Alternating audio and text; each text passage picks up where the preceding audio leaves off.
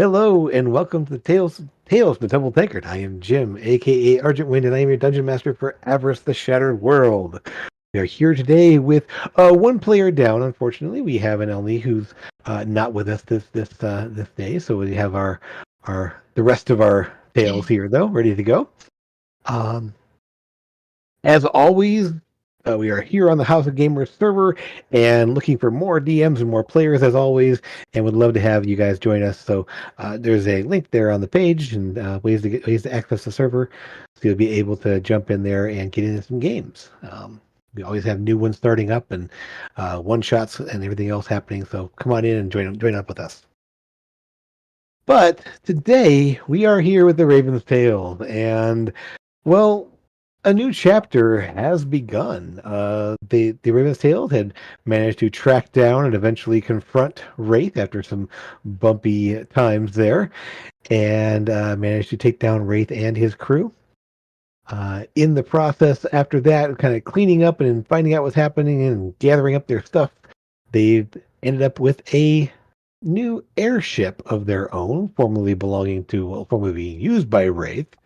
Um, the ship is theirs by salvage rights, and they have named their ship, as you can see right here, Serenity, and it is now a part of they managed to get the ship fixed up again after it had been sabotaged, and after spending some time in Dravier, checking in with folks there and hiring their first crew member, one Eyes and Ears.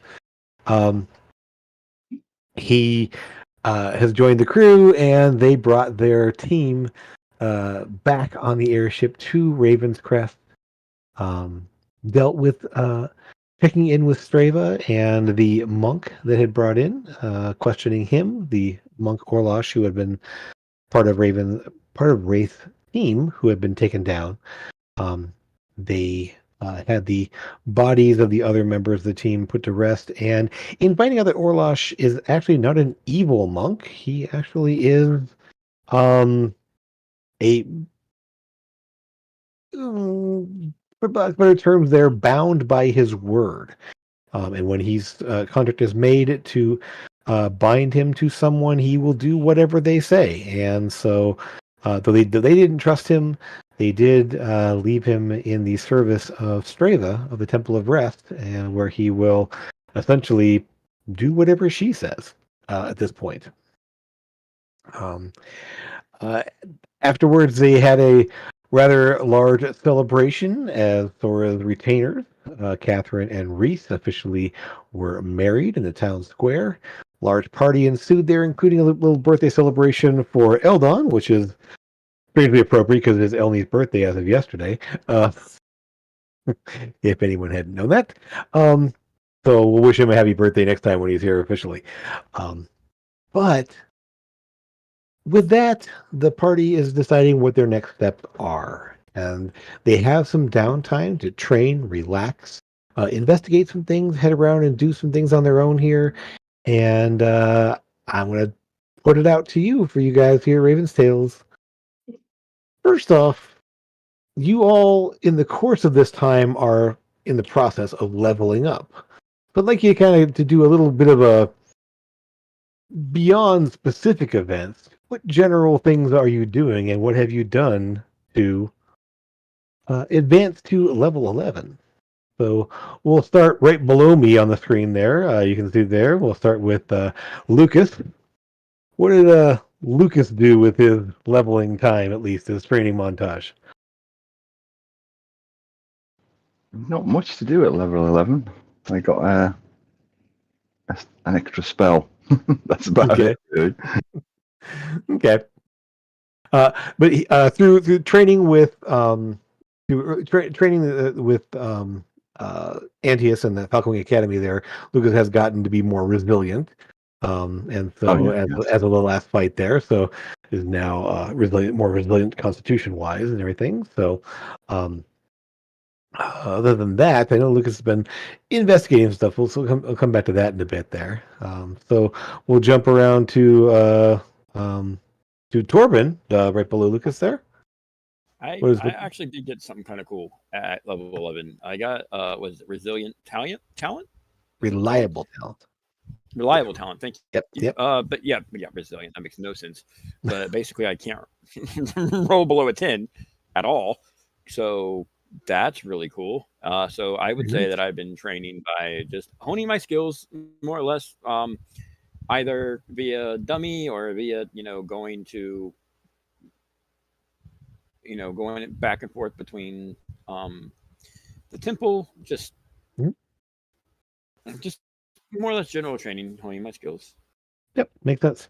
And yeah, so just reliable talent there. So you'll hear us mention this a bit in the future. There is that any skill that you are proficient in, you cannot roll below a 10. So if you're not proficient in it, you still can roll below a 10. But it says anything you're proficient in, anything below a 10 is considered to be a 10. Yeah. All right. Then we'll shoot around to Amethyst.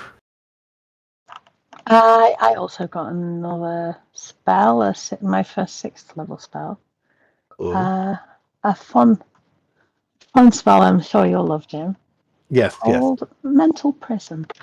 So I was. I'd be curious if you tried it out on anybody at some point here. Or get any volunteers to try it out on Sora. Okay. Maybe. Sora can do it. Yeah. It's fine. Yeah. I try to stick with the the psychic telepathic theme when I'm choosing spells for Amethyst. So hoping also to get the mobile feat doing some training and stuff. So I wasn't sure if we could add those yet or not. So yeah. If you haven't already gotten a feat from the Falcon Academy over this downtime here, you definitely can. And remember the Falcon Academy there, run by Antius, can essentially train you in one sort of combat-based or physical-based skill. They can't really train spellcasting abilities or anything else, but they can train you basically anything that involves combat or some physical aspect of your being, essentially. Something you could train physically. Can we add those now, though? Yeah, if you want to. It'll be something that will come up over the course of this downtime, essentially. So at some point, I'm sure you guys will be making your way to Port Oris and spending some time there as well during this time. And don't forget there, if you haven't already, if those of you who, when you're getting levels and spells, if you want to swap out some spells you already have, both Lucas and Sora, any lower level spells, or reshuffle some spells around there, you can do that as well. So you don't have to keep a spell you. Yeah, perfect, cool. Makes sense. And then lastly, we have Sora. What's Sora been up to besides dealing with the newlywed? Yeah, Sora's been training, working on her constitution. So instead of taking a feat this time, because she went one level paladin, which gave her a feat finally, we decided to not take the feat and give her some more hit points. So she's not going to get, if she gets hit, it won't be too quickly before she goes down. Sure. Also help there with your concentration checks and resisting concentration checks. Yeah, nice. And we and she's been talking more to the new paladin that's come into play. Learning some stuff from him and about her faith, because she kind of got through into it and decided that was what worked best for her. She got the call and then just kind of ran with it, but didn't get any real training in it. Okay. And then checking in with the group. That's what she's been doing. And I have it on authority that Eldon has been working on all kinds of things, shuffling up some different mana tech, working on some strange project that he says is for Sora, involving some kind of armor. Yes, fitted. Yes. Yes. So he's been taking a lot of measurements and trying to figure things out there. So you have not seen the final product yet there, but you definitely know he's been working on it. Weirdly enough, you've never seen him working on any actual pieces of armor, which is strange. Like, you haven't seen like an actual like armorer dummy or anything else set up anywhere, and he's not fitted you with any actual like pieces to fit over your armor or anything else. So it's a little strange that way, at least. So we'll have to see how that turns out there. Um, so within the town itself, there, now that you're back in town, they're able to spend some time there. As we can switch ourselves over to the actual town map, you will know that um, the north east section up here, there where the warehouses are, they are breaking ground on more warehouses up there and trying to build out some more things. There's definitely a number of projects happening throughout the place. In terms of Nimbus is putting up more like street lights and Manatech things are being installed in various places.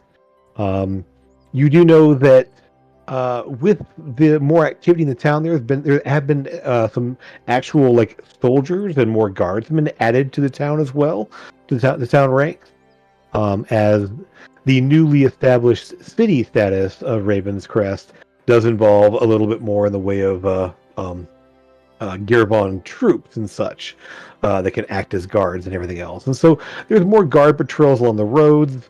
There's more, just in general, more people in the city itself now. With that, the smokehouse over on the side here has been expanded into all the hunters' cabins along the western wall. Essentially involve people going in and out of the city, bringing back meat to be smoked in the smokehouse, to be used throughout the city, and store up rations and food supplies for folks in the town there.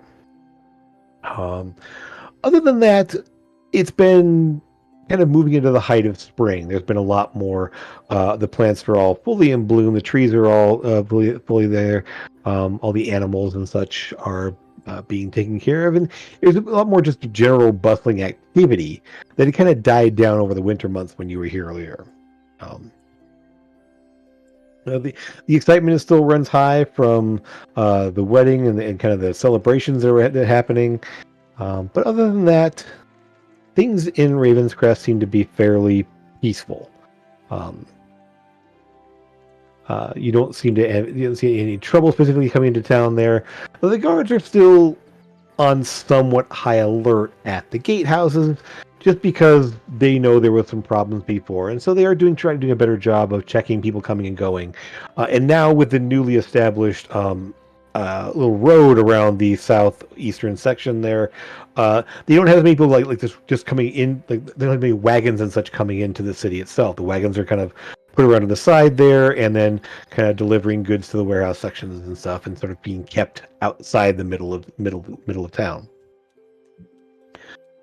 With that, though, I leave it up to you guys what your next steps are. What are things you want to accomplish during this time, or what are you looking into where you want to go?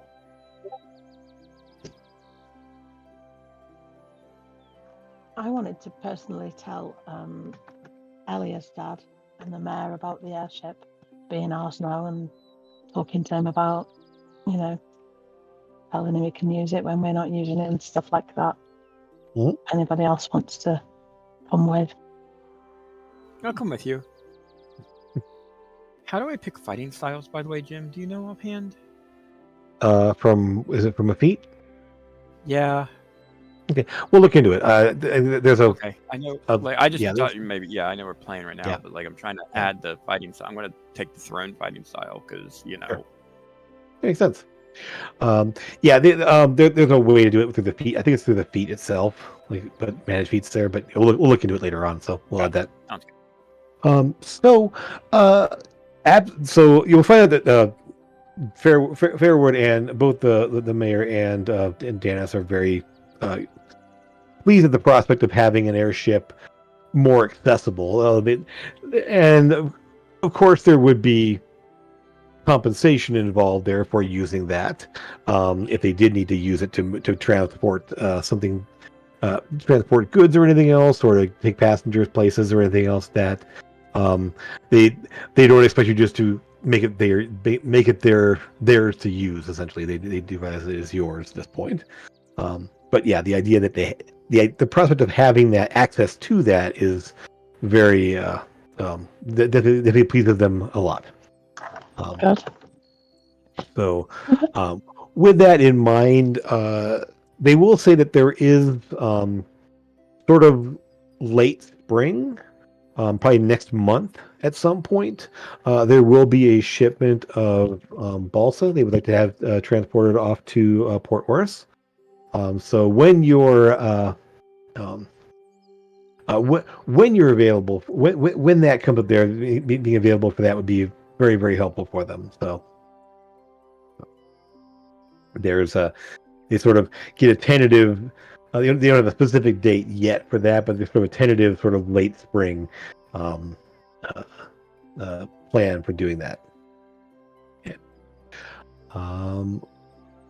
So, anything else with those guys you wanted to discuss with them, or any plans there, or Not personally right now. okay, all right. Sora, you mentioned talking and working and training with Gareth, or Gethrush, the paladin there. He's settled in fairly nicely here. He's been here for almost a month at this point. So, because you guys were running around all over the place for a while there. So he's been kind of in town there. He's fairly well known as he's trained with a lot of the soldiers and the guardsmen and everything else. And just the fact that he's a gold skinned dragonkin. He definitely stands out in the crowd. But the fact is, he's definitely settled in nicely in terms of kind of living, working here. He does. Well, it's funny because though you trained with him and spoken with him, he still realizes that you haven't trusted him for a long time there. And at some point during a break and things like that, he will address this. Of course he will.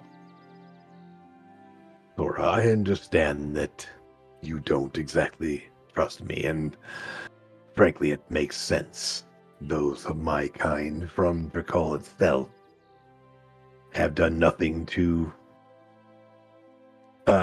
establish that trust. But is there something else that some other reason you might not trust me? No, it was more of a coincidence of timing, unfortunately. Nothing to do with you, more to do with the situation that we were in and dealing with. You've been here, and I was expecting you to leave by the time we got back, and you've stayed. So, and I can tell that you've been helping around the cities. That now I have no other reason other than to trust you. So, Well, I find that as I took my oath and the ideals that our shared faith brings, there's a matter of what's happening in Drakal. I can't say it's our birthplace because I know you did. I don't believe I've ever been there, but no. it is a matter of the things that have been done there, the things that there is something off about the place. I can't put my finger on it, but there is still mistrust. There is still unreasonable hatred toward people that aren't from Drakal. Or even, maybe hatred is a little too strong a word for most people there, but there is just this feeling of suspicion.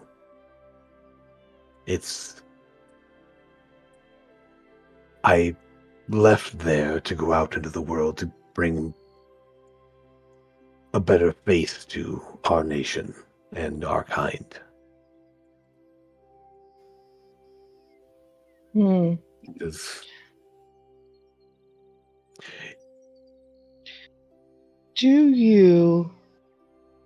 I know we spoke briefly about having communications with Bahamut, and I've often needed him and relied on him more than I would like to admit to. But it seems like the more I rely on him, the easier it is to talk with him. The beginning of our journey together as a group, I had a dream. And in the dream, there were 2 eggs. The eggs hatched, and I believed one to be Bahamut and one to be Tiamat. And before I could reach them, the dream ended with the cave collapsing in on us.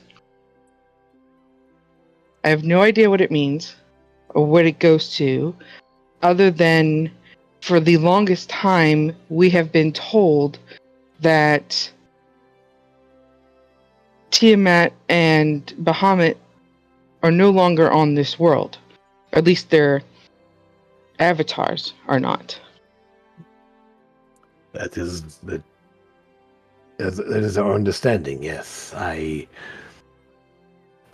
tend to shy away from the deep dives into the theology and more go with the what can I do to help things? What can I do to make things better? And so my understanding isn't much more than yours, and I've never had a dream such as this. But there is the idea that at some point, Bahamut and Tiamat both will make their presence more present in the world. With that being said, it almost seems like that's what's happening only through me. At least either of me or letting me know that's what's going on and I'm supposed to look for this person. I mean, if you don't...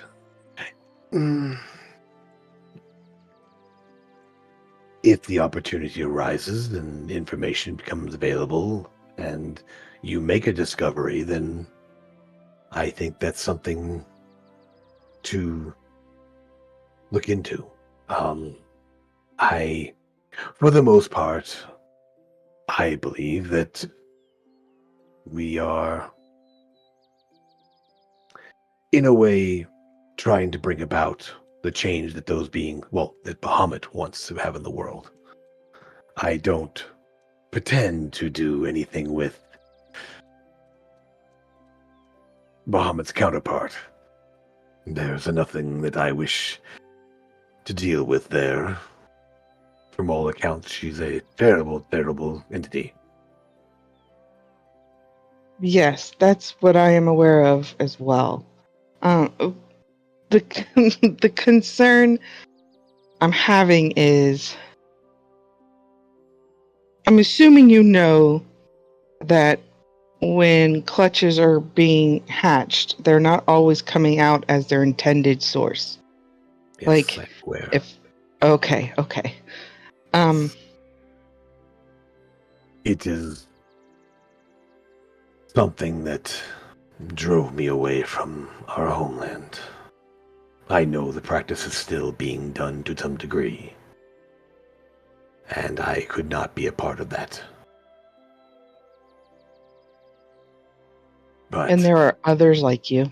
the single voice within that nation is easy to silence, but being out in the world, bringing goodwill and bringing support to others, that is more effective in my opinion. If I had stayed and voiced my protest, I would likely be no longer in this world. Yes, you would have been silenced. This is very true. Yes. How long ago did you leave exactly? I believe it was about 4.5, 5 years ago. Oh, then that was too early for my questions. I mean, Did and you realize again, he's probably maybe 8 or 9 years older than you, roughly the age of your brother. Mhm. I'm trying to gather and piece together informations of what happened to the ambassador and his son. They've recently been replaced. I was not aware of this. Which ambassador were you talking about? I know the I'm trying to. Dereshon family in Port Oris had been there for quite some time. The Dereshon family. No, they're out of Shorehaven. Oh, I have not made my way down to that city. I have mostly been Port Oris and along the mountains, and spent a little time in Okarun. Are there any temples of Bahamut in any of those cities? Well, I mean, Port Oris has the Temple of Light, where Bahamut is revered as well, but I don't believe there I've been is there. any large enough presence of worshippers to. I've seen shrines, I've seen small groups of like-minded individuals. Bahamut has very few clerics, as far as I'm aware. But, I mean, no official full-scale temple. There is one in Drakal. Yeah, really? Still? Yes. It's where I first made my oaths initially. It is a place that is revered. Unfortunately, has very little true power to affect change of any kind. The matriarchs there are much more in control of everything. Okay. I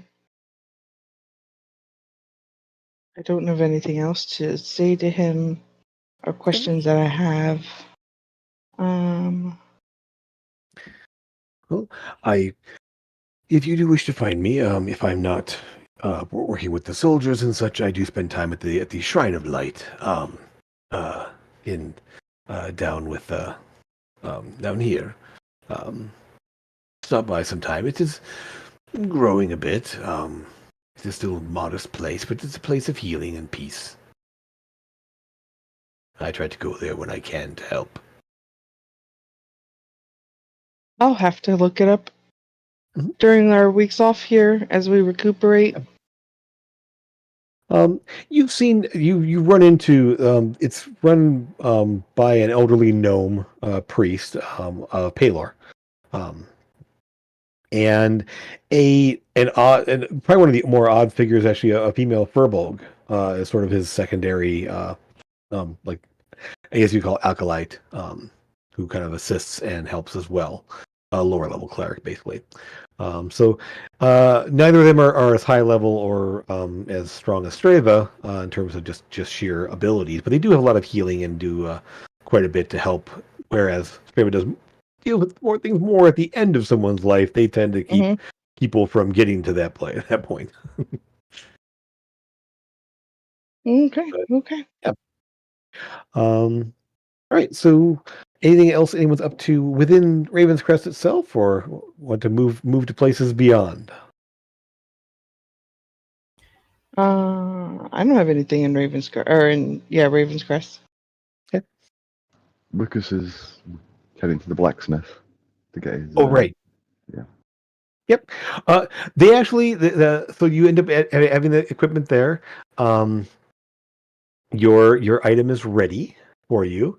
Um, the leather worker there, actually, of the pair there, the blacksmith, the leather worker there, she's very interested in seeing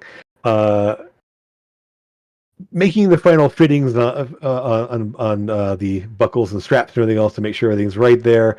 So, would you actually bring forth your Yeah, I can do that. Okay. Um, so, um, effectively, we get around town very quickly because people on the street are going to see this happen. As Lucas summons forth, describe what it looks like. Oh, it's a nice, brilliant white Pegasus. Mm-hmm. Find greater steed. Is that correct? It is, yes. Yes. Perfect. Kept And that one. so, effectively, as soon as it's out there, and obviously the pair of them,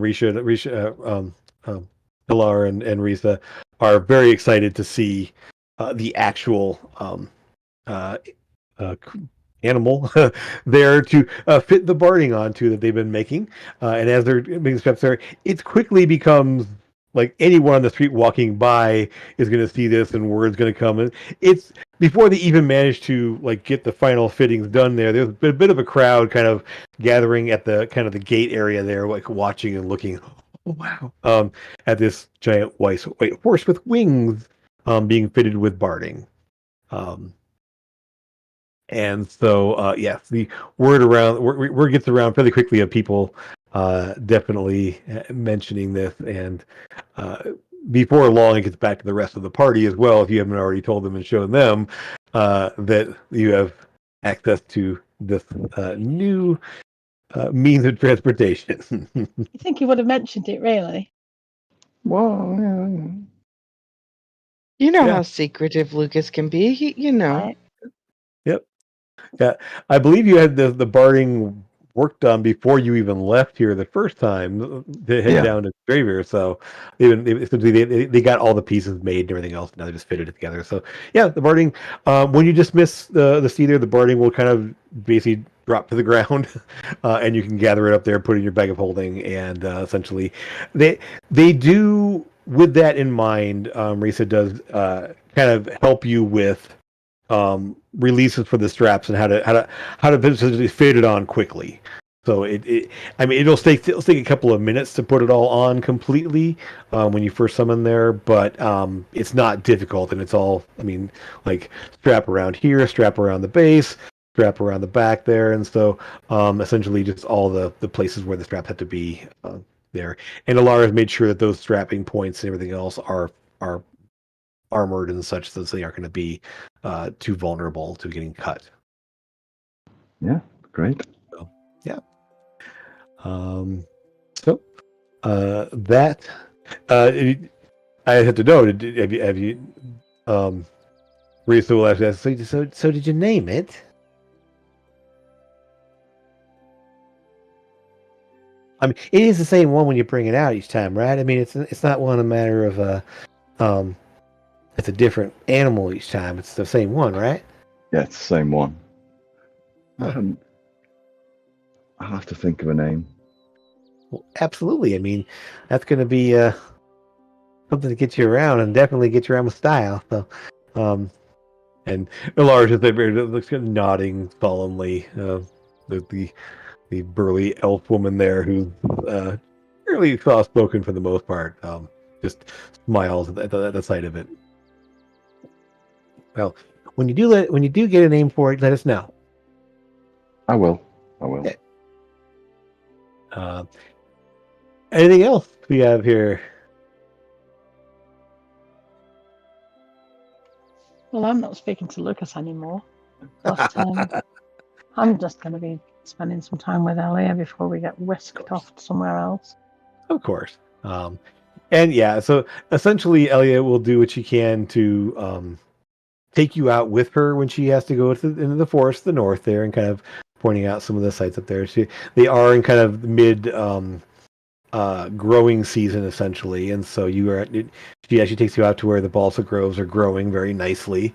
Large, straight, pale wood, pale barked trees. In a very secluded grove, essentially tucked in the middle amongst a lot of other larger trees and everything else.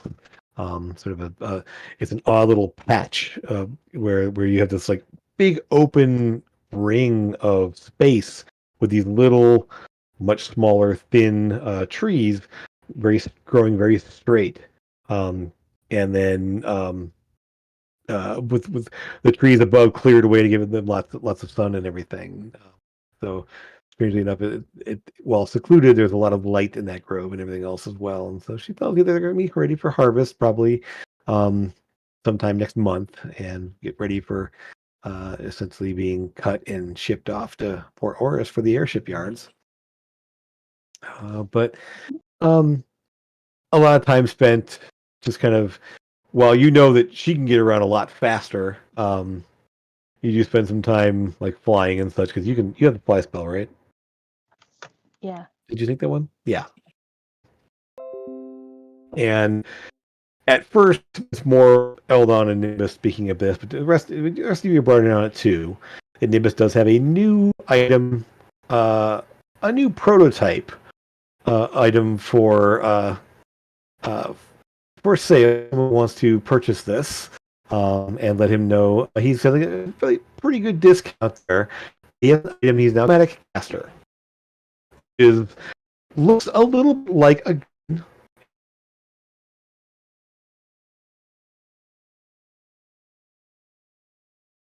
see the gems and conduit material kind of built into this here.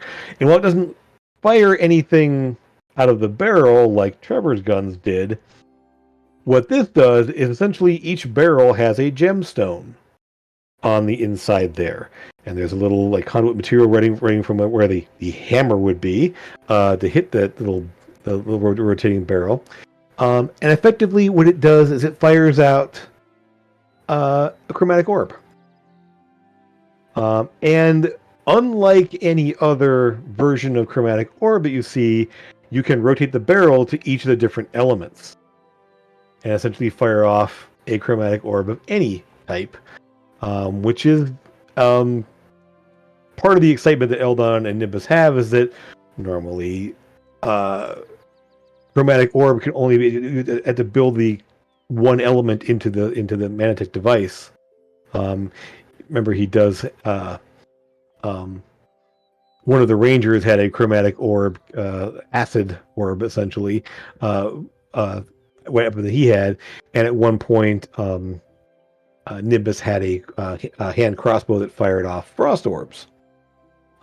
This one can fire whichever one you like, and so he does say that is normally something like this would probably go for, well over 1,000 gold.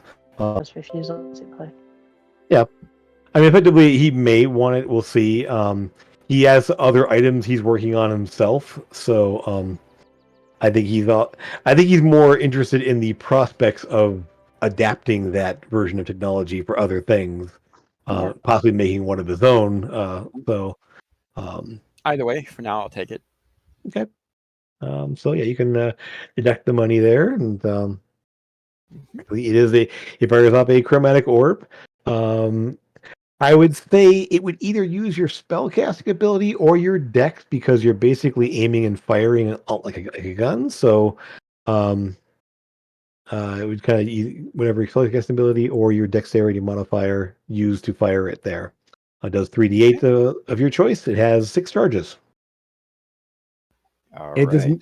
It has 6 charges, and it does not have the removable accumulators like Trevor's guns did. So it has 6 charges before it has to be recharged for the day. So okay. Does Tobin have the money for it? Sorry, do I have what? I was coughing. Does Tobin have the money for it? Yeah. Barely, but I do. Well, I don't. Well, you guys said you have a bit. I think you got quite a bit from the loot. We've not. I have 772 gold. We've not talked about what we've got yet. Though, have we? Have like each. Okay. And I lent Torben 1,000. So don't have anything now. Okay. Well, I'll let you guys work that whole thing out there in terms of what money you have and who has what, because Torben bought a number of healing potions before that last fight there that were pretty expensive. So I just wanted to see I have to see how much you guys actually have. I'll let you guys work that out on your own.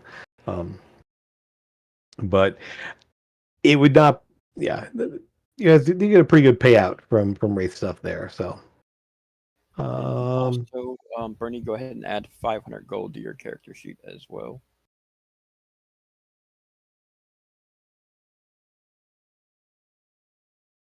It's not letting me remove anything, though. It should. Yeah, no worries. That's being weird. There's something coming up. We'll figure it out. Anyway, do we sell all this stuff from that? well, essentially, this is the time it's happening. So if you guys have sold your stuff there, so I would say if you're done initial stuff in Raven's Crest, there we can shift over to Port Oris, where you guys can have access to larger scale markets and stuff. You could also do some trading with Nimbus for some things, but go ahead and move ourselves over to. So actually, let me ask you this: trip to Port Oris. Are you talking about taking the airship over there, or are you talking about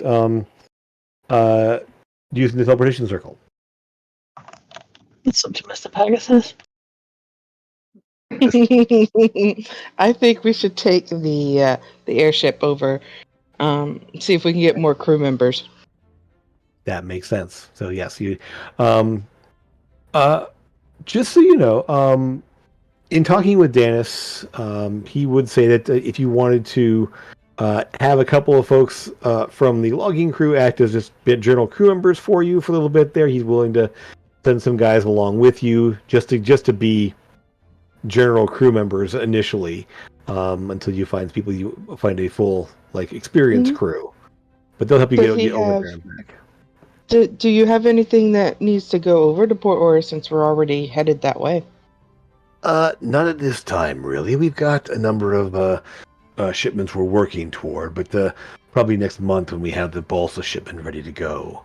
And there's nothing we need to pick up at this time either, so we're all pretty well settled for this time period. Don't be afraid to. Well, I'll let you know when we have things ready to go.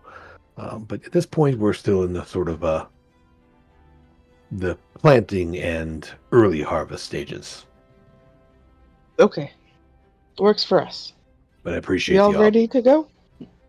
Yep. So, the airship, essentially, with who you have here and the time you spent, you would be able to at least get the airship there and back. It's not impossible. Although assuming you don't have to take any evasive maneuvers or do any crazy emergency landings, getting there and back again. Flying an airship is not difficult per se. I would say that pretty much any one of you could essentially guide the steering wheel where it's going and raise and lower the ship. But I would add, but based on just raw abilities, who would want to be the one flying in general? Want to, or is more capable of? Yes. Yes. Effectively, Eldon would be the one who would get to, but Sora would be the one who want to. I would say this: the skill, the attributes most effective for this are going to be perception and dexterity-based things in terms of steering and reaction time, essentially. So, well, Sora, you can definitely keep things on course. Landings are not going to be your thing. No. But just keeping the ship going in a straight line, not difficult at all for you to do. So you definitely take your turn at that kind of thing. But in terms of who's going to basically take off and land, who's going to deal with when winds pick up and things get a little bumpy, just in terms of abilities, I would say more likely Lucas and Torben, probably even Amethyst, because you're all perceptive. You're going to see things, see where you're going, and you're all pretty dexterous to varying degrees. So, So of the three of you, I'll say Eldon's going to be trying to keep the thing in the air, tweaking, making repairs and all that. And the problem you'll quickly know with Eldon is that he can't see over the steering wheel. So like he literally has to be up on a box to even see where he's going. So without some modifications to the helm, he's not going to be able to be very effective at steering. So I would say that of the three of you left, who wants to be takeoff and landings and such, and sort of the I don't see more of a anybody pilot. volunteering, so I guess I'll Well, give it a go. It's a Does Amethyst want to go? Yes, please. Nice. Like to go? Everybody's pointing at Amethyst. Yeah. Carry on. I mean, you named the ship. Do you want to do it? We all agreed on a name. Listen, if I'm they're really not confused. gonna do it, Sora will do it. If I hadn't suggested it, at least 3 other people would have. So. Sure. Yeah. You're not wrong. Okay.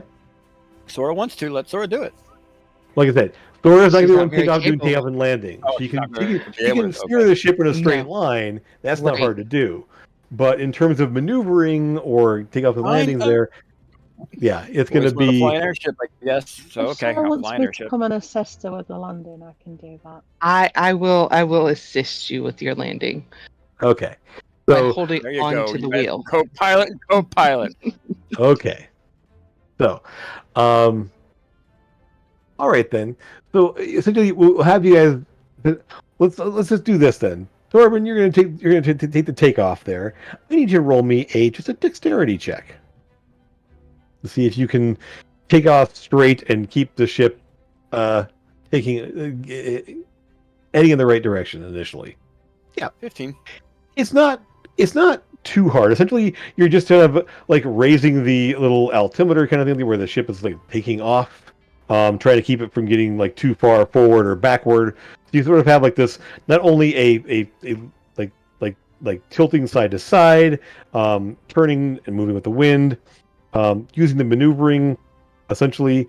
So it's a really odd mix of motions and everything else. You have a little bit of trouble.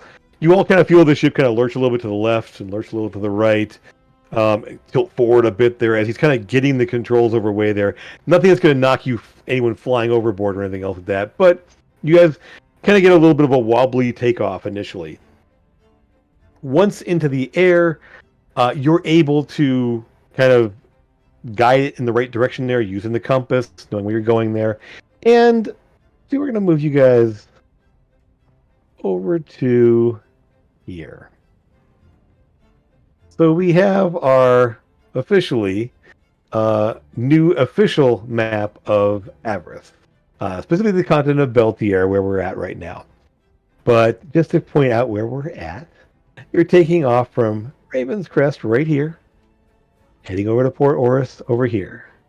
Everything's in the same general shape there, but the land masses have changed slightly from previous version of this.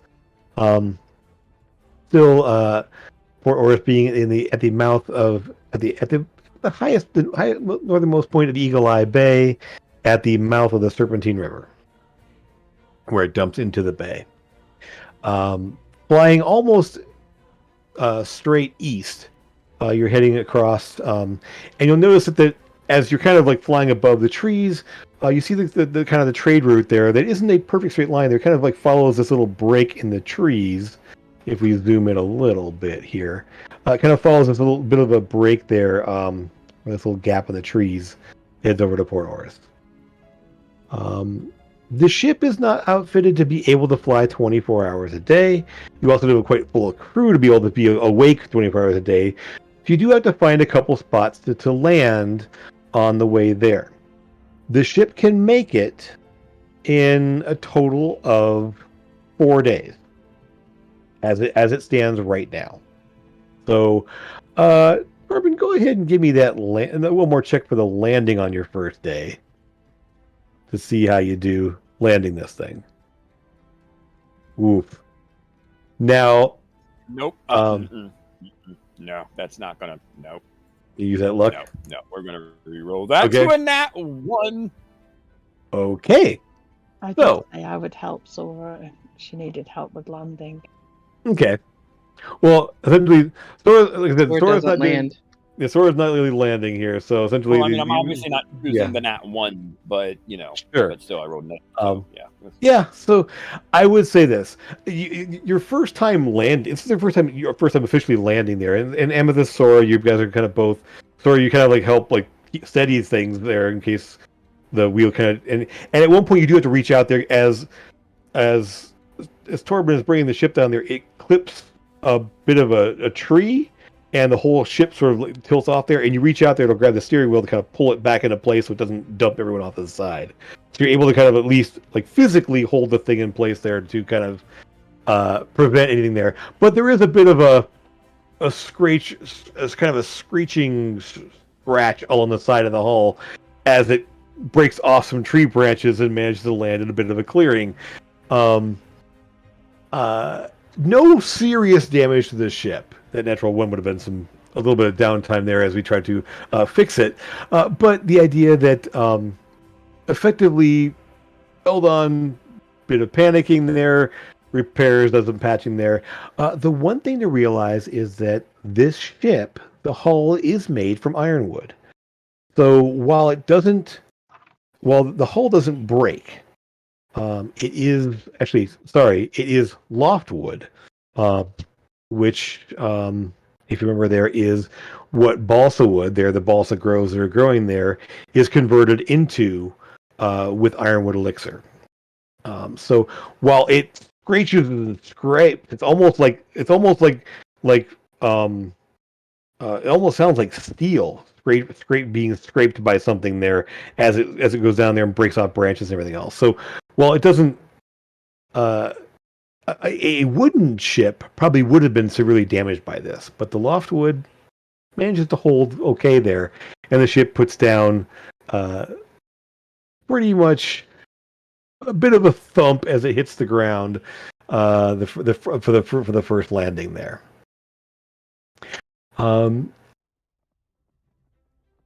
You're able to get a good rest in there, fighting there, and realizing that you probably, if this is going to be a thing, you're going to have two options. Either increasing the range and having a crew that can keep this thing flying longer, and that's going to take probably some equipment and some money to do. With the following day, after that first rest, they're checking things over, figuring things out there. You decide to go ahead and push on, and each landing and takeoff gets a little bit better. As the conditions right now are very nice. It's a pleasant spring days and nights here. There's not a lot of rain this time around here, and you realize that being out in the rain in these things might be a little difficult. You've seen it happen a couple times with the Sable Drake. But at least for now, the skies are clear for you. And so each landing and takeoff gets a little better and a little better until you finally reach Port Oris and realize that you don't know exactly where to land. No, we don't. Because you took off and landing from the Sable Drake, which they have their own landing area. So, we can land in the water, can't we? You can, yes. Yes. I'd rather land on water than land on land. I mean, right. So water hurts coming in at high velocity, just like land does. Hey, sorry, Jim. Yeah. Real quick. Mm-hmm. We said we could sell off whatever we wanted. Looking just to make sure this is right, because the studded leather +1 that I had as a past tense says seen at about level 5, 1,500 gold pieces. So I can sell that, right? For that much, or would I get less? No, you would get half that if you're lucky. Okay. We're doing it all in the party funds to. I was giving you it to you. Sure. To make up for the gold that I owed you, minus the 500 I just gave you. It was all going in party funds to split between all of us. That was. That's fine too. Yeah, definitely. Yeah. somebody wants to Okay. add that, then I'm going to go at 750 gold. Then I'm deleting off that studded leather armor. We Sure. haven't sold anything yet. We're here in Port Oris to do that. That's what we're doing. Oh, I yeah. thought we already. Okay, Yeah. got it. I mean, we're gonna do it off camera, but you're coming here to do that now. So essentially, you want to start shuffling some things around there. Feel free to do I'm still so. deleting everything, delete. Yeah, it's fine. Yeah, Only did put a Listen. list in the Avress chat. yeah. Mhm.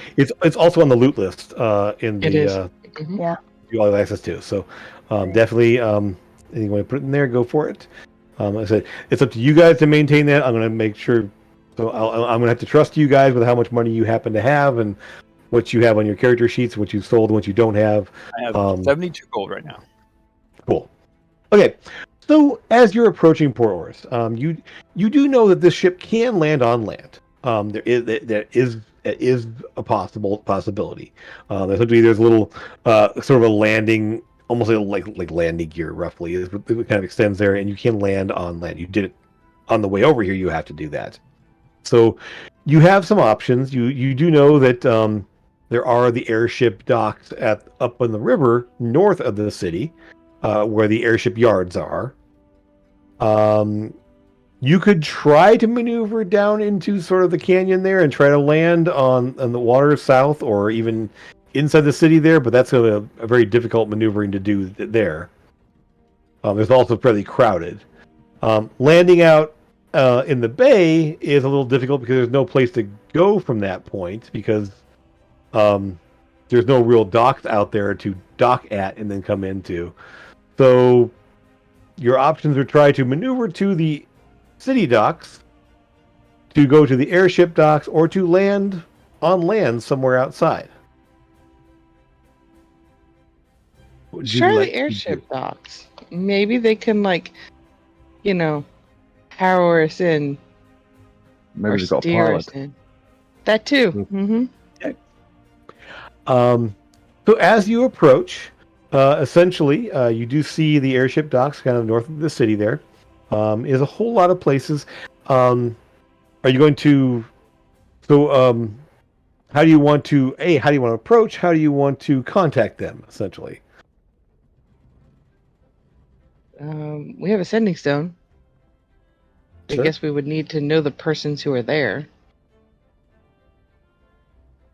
Yep. Do we know it? We don't know anybody on the docks, do we? No, Well, you know- somebody. You know two people that should be there by now.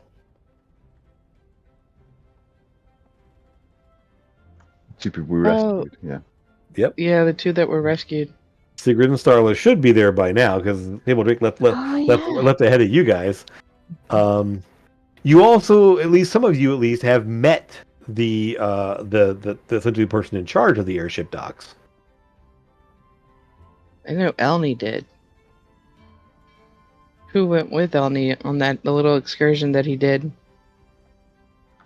I don't know. Hold on. Not me. I might have gone with him, but I don't remember names of anybody. Eldon was talking so flipping fast. There is that. I can message one of them on the tech engineer people that we rescued. Okay. Uh-huh. All right. Yeah. So, as you message them, they'll just either Sigrid or Starla, either one. They're definitely happy to hear from you. Oh, you're here with your ship. You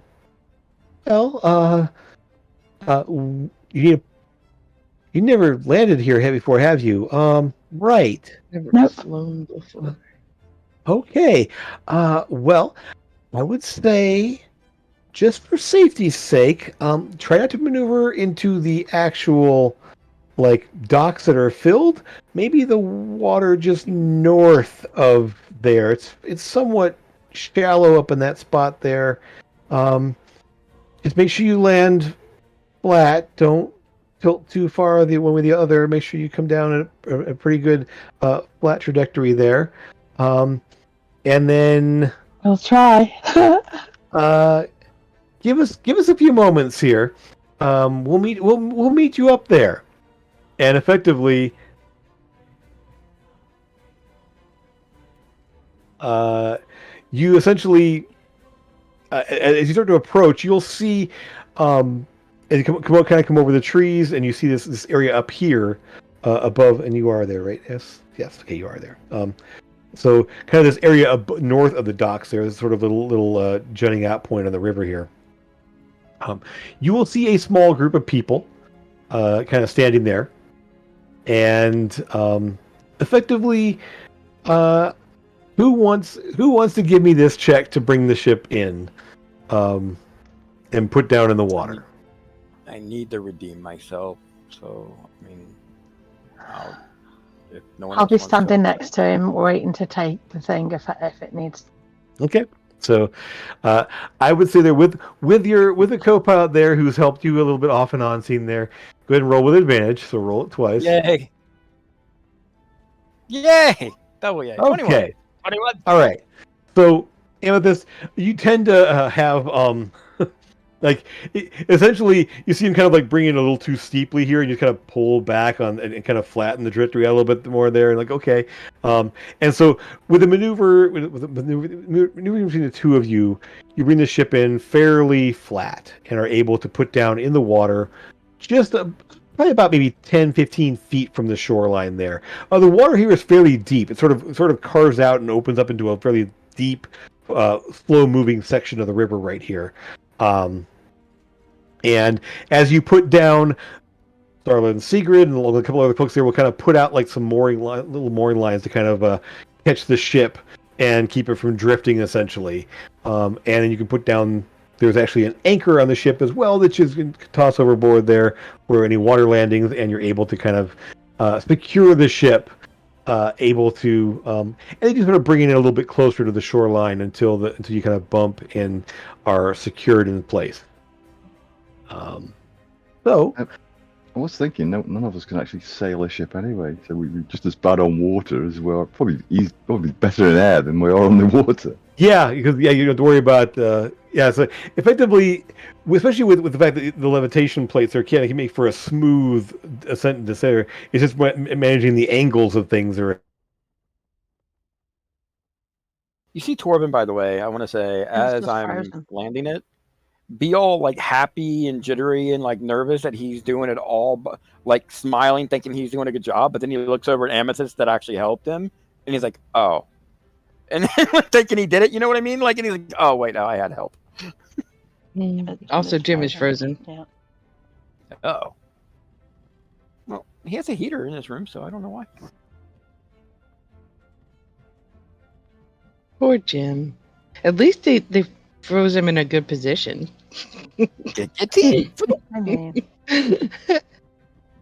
I just open up and see a freaking xenomorph, what plug. I don't want to get into that, but like, yeah, because yeah, that's on there. Uh-oh, now Bernie's frozen.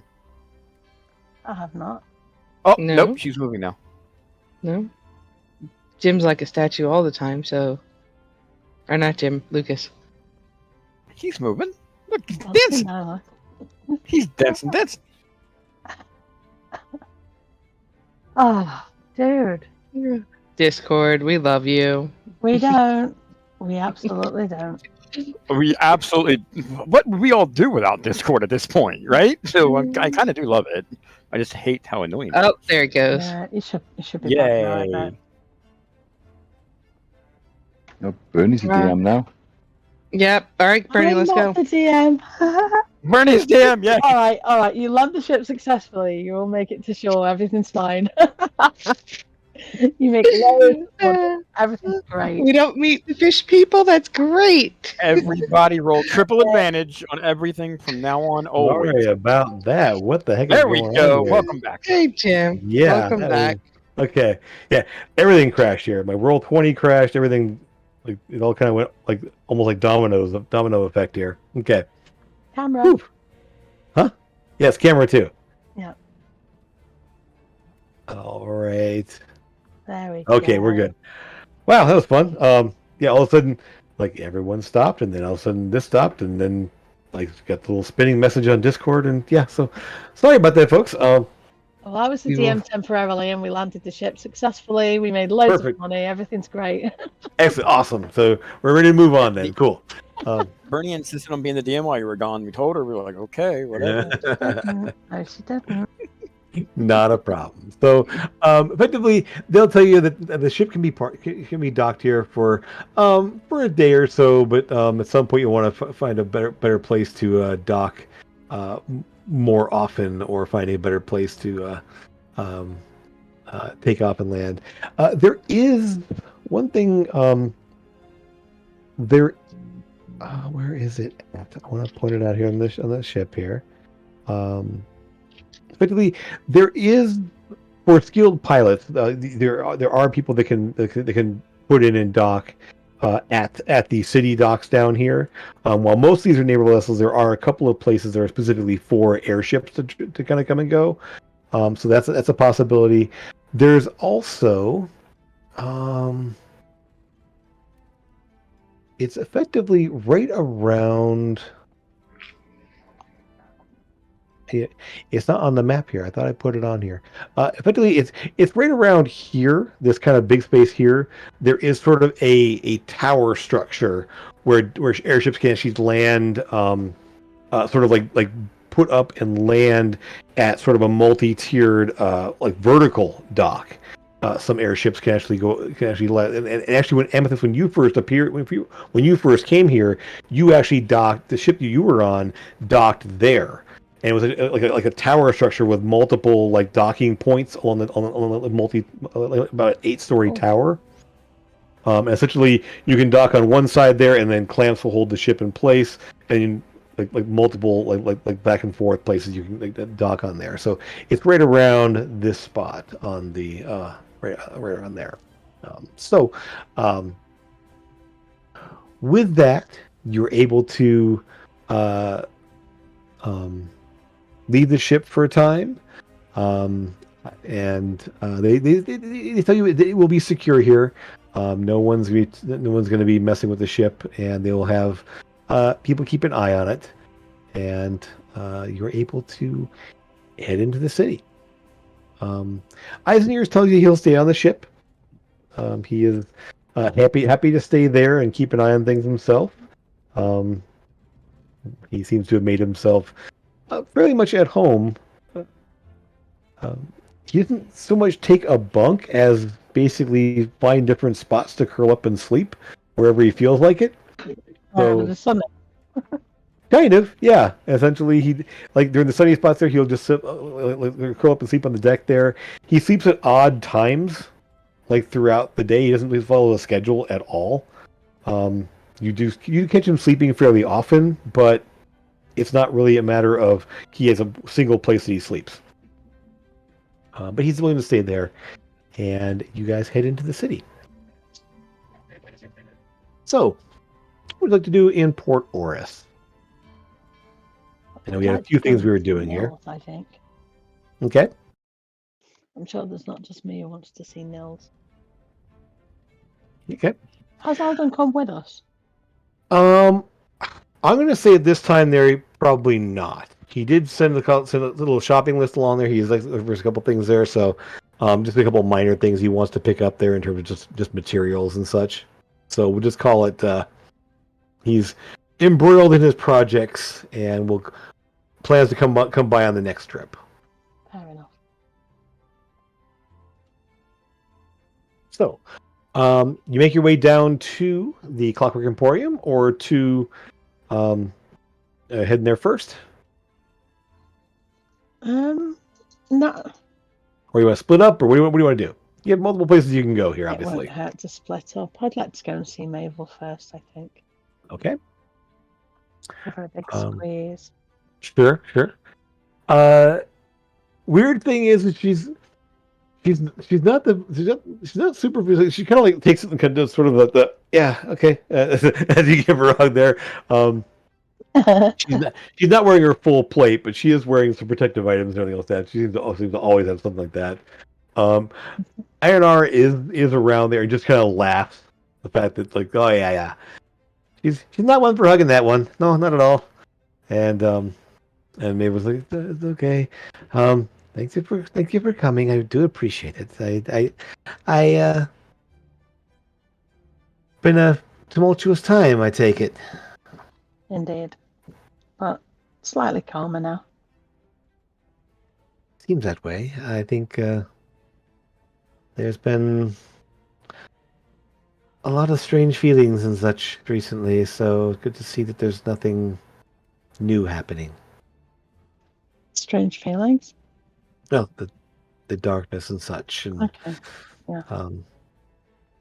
And yes, it's with so many in kind of short succession to have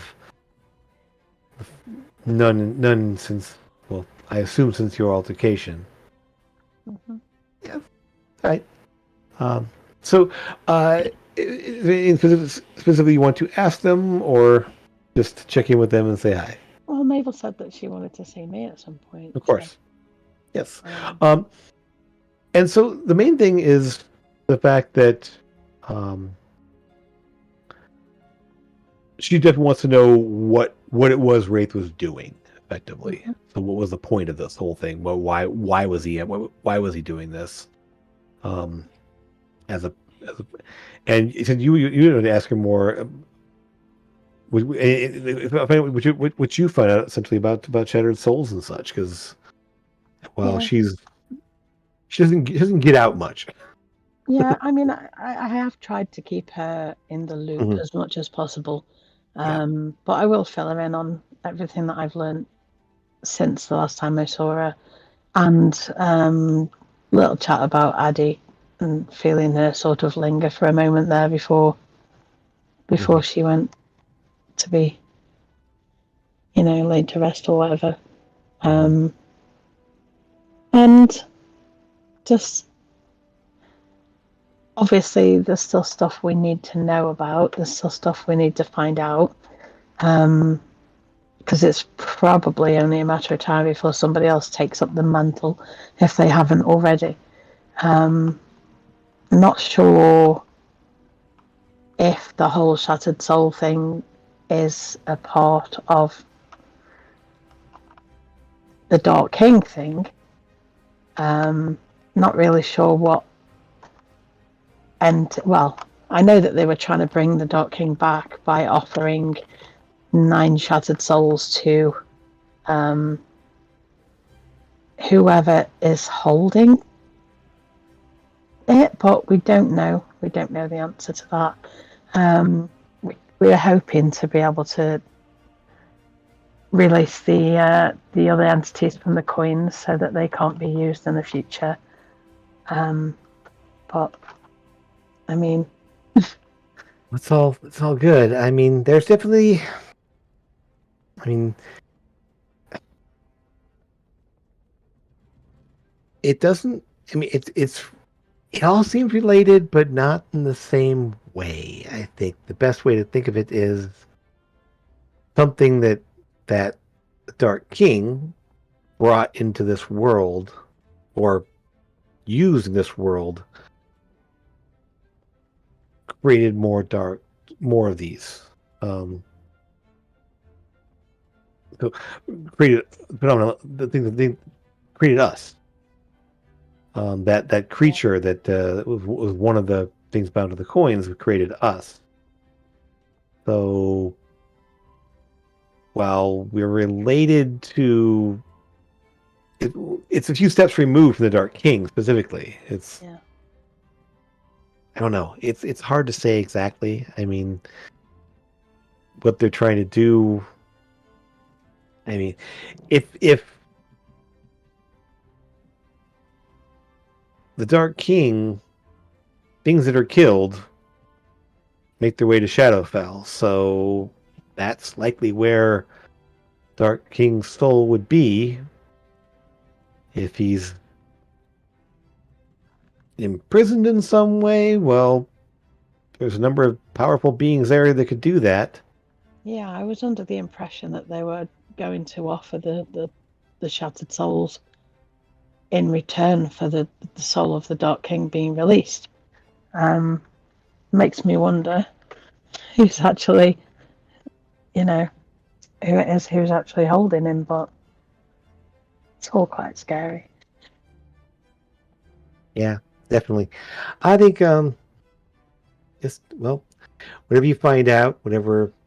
I mean, there's not much I can look into from here for the most part, but I mean, you're out there finding things. I do know a little more of that. I mean, we told you about the expedition that, that where we were, that our group was created. That was the last time Morton Kanan and his batch people were seen in the world. Right. Let's see here, and she actually does pull out her notebook there and does look around there because I'm going to do that right now because I'm going to go through my notes. Mhm. There's some old notes, in fact. Let me just see. Yes, it was literally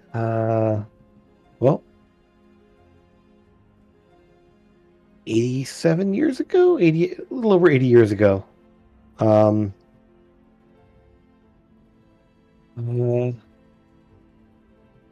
Where is this? So, believe, based on some shared visions that we've had as a group, and pointing to the two here and some when we were younger, we all were taken from the captain of that expedition there.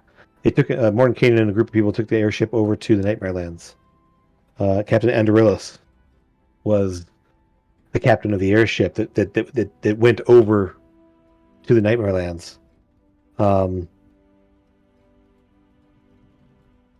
And sometime after they got there, based on the vision that we've had, they were attacked by a large force of demons. One of them being the same one you saw in your vision. Okay. With the sword there and struck down the captain. And from that death, eventually we came into being. And pointing to the three of them.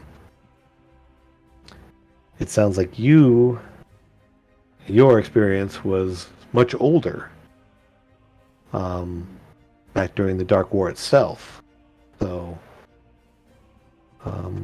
we don't know how many other victims, but sometime between the Dark War and 86 years ago, 80 something years ago, that's when I believe maybe the last one. It's hard to say. Okay.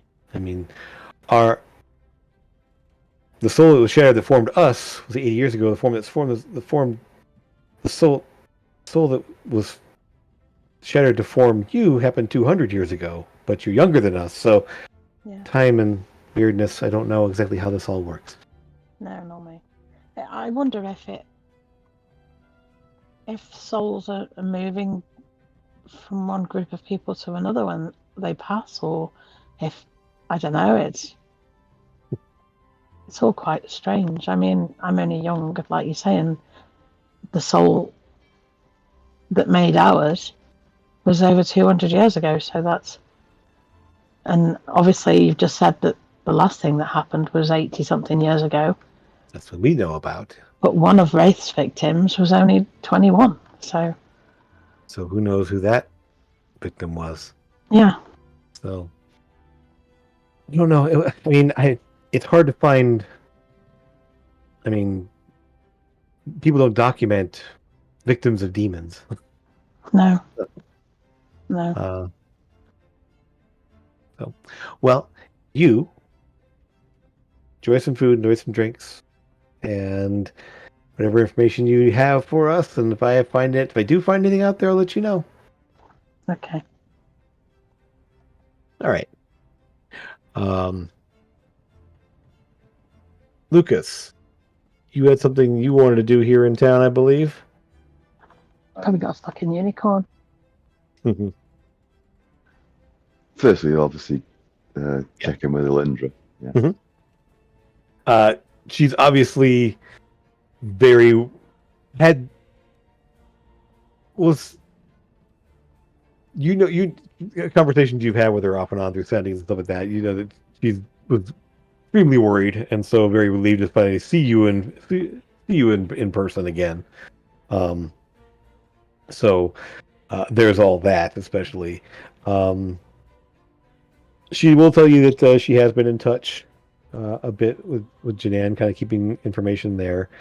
And she's also distinctly worried about you specifically, just from the changes you've gone through over time here. She has noted it, obviously. So, is there anything you wanted to ask specifically from her, or check in with her? Just checking in with her initially. Okay. Yeah. Things have been fairly quiet. There's been a bit. She will tell you that there's been a bit of, I don't know, concern with the syndicate. They've had some. While she doesn't have like direct connections to them, she does supply a lot of things for them. They are some of her better customers.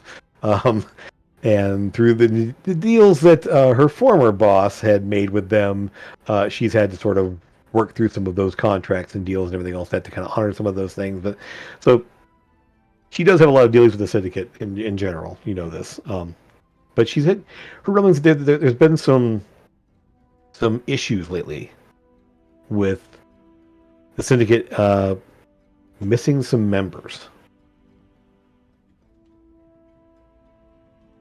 She hasn't dug too deeply there, but something that you may want to check into at some point, because there's obviously something.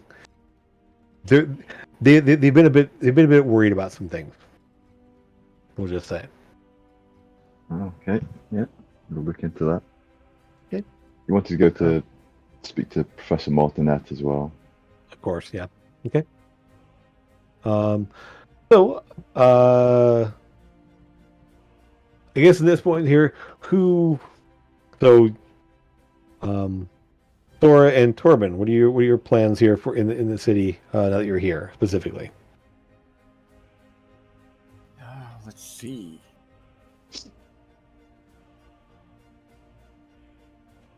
I mean, now that he's found out, he's going to take interest. And honestly, when you said there's members of the syndicate missing, he would definitely take interest in that.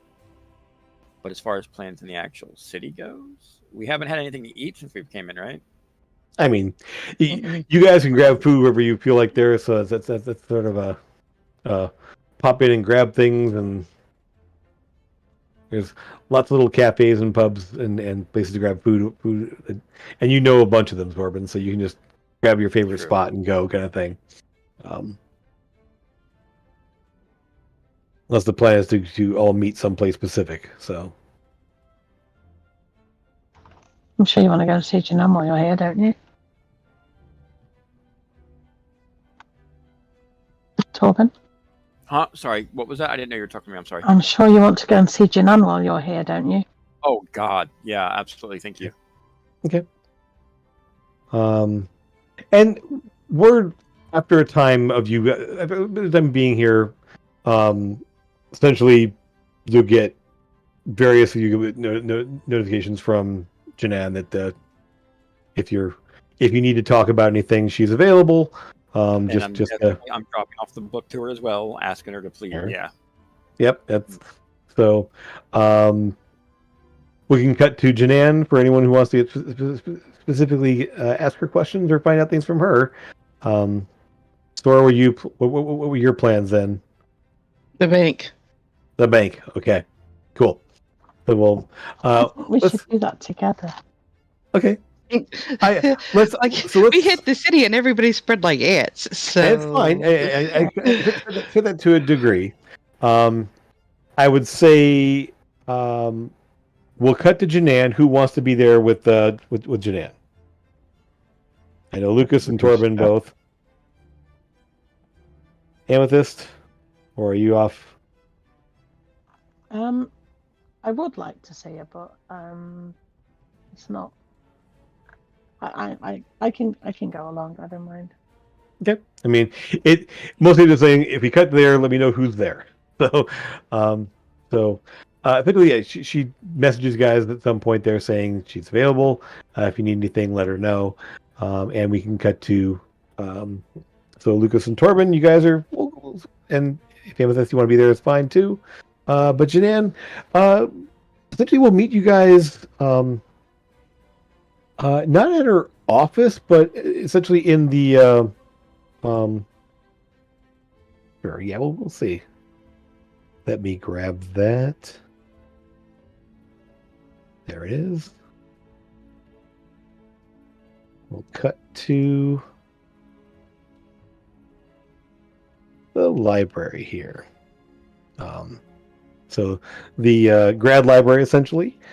She effectively will have you guys come on into her office to talk, just because she doesn't want people listening in. There are students there. As you go through the grad library, there are a number of students in there working.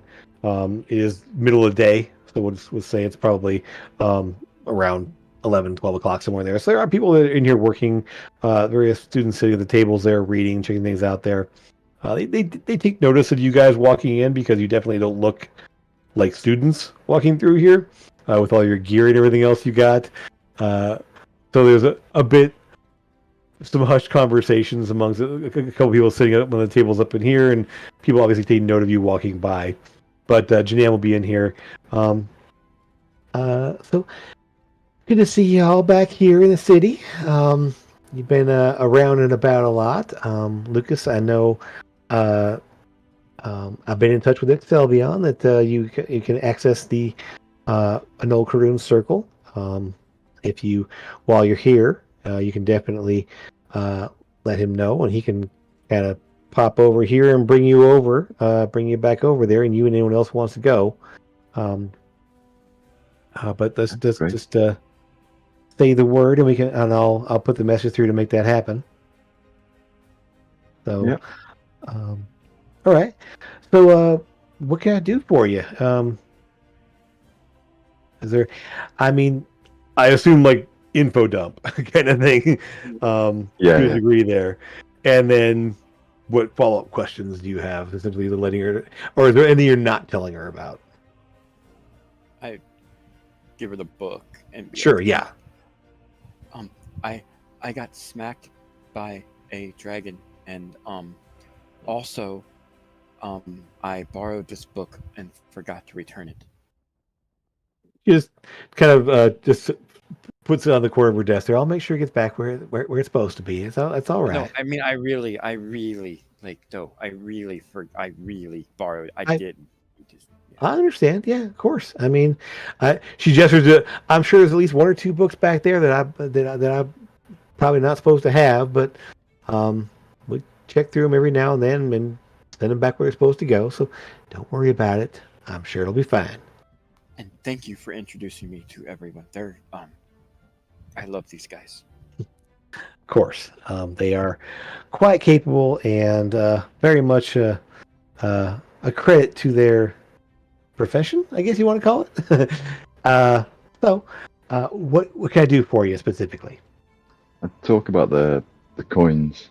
Mm-hmm. So I explained to her that we managed to release one of the creatures from the binding, and if possible, we want to release as many as possible to hopefully weaken anyone who should get their hands on it in the future. Makes sense. I mean, we don't want those things falling into the hands where they can be people that can be corrupted and such, or used in ways that they shouldn't be. Is there anything you need specifically? So you have one more coin to release? Is that... Yeah, we have one with us. Okay. We know there's 3 more in the city, stored away in your vaults, not these vaults, and the vaults of the Temple of Light. Right. Okay.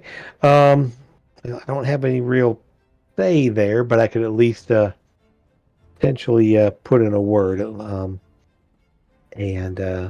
See if we can. So the plan would then to be to retrieve those coins and then release those things so that they're not. Yeah. Okay.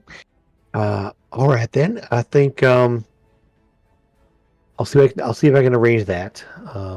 Or if you can. I mean, I understand you guys did some work for them already, so they might we be can talk. willing to. Okay. If you need me to put in a word for you, or if you need to speak to me about it, then I can definitely add a more official air to it if you need to. Yeah. All right. Good. Anything else? I mean, yeah. The book itself, we don't know. I want to know how to destroy it. And wondered if a legend lore might help. It just might. I mean, And typically, a spell that nature there can reveal all sorts of things about an item, of course. I'd be surprised if it hadn't been cast on it before in the past. So I wonder if maybe Thelion's got more information. Uh, I did ask him when we met the first time about destroying it, and he didn't seem to know much. Yeah, I mean, things of this nature are. It's more, can we put it someplace where it can't bother or harm anyone?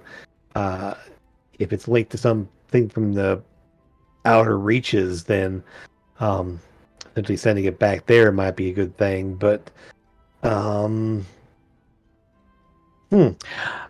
I would say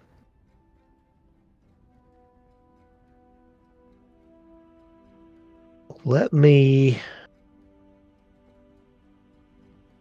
gather some materials and such. We can at least try to find out there, and maybe plan for that.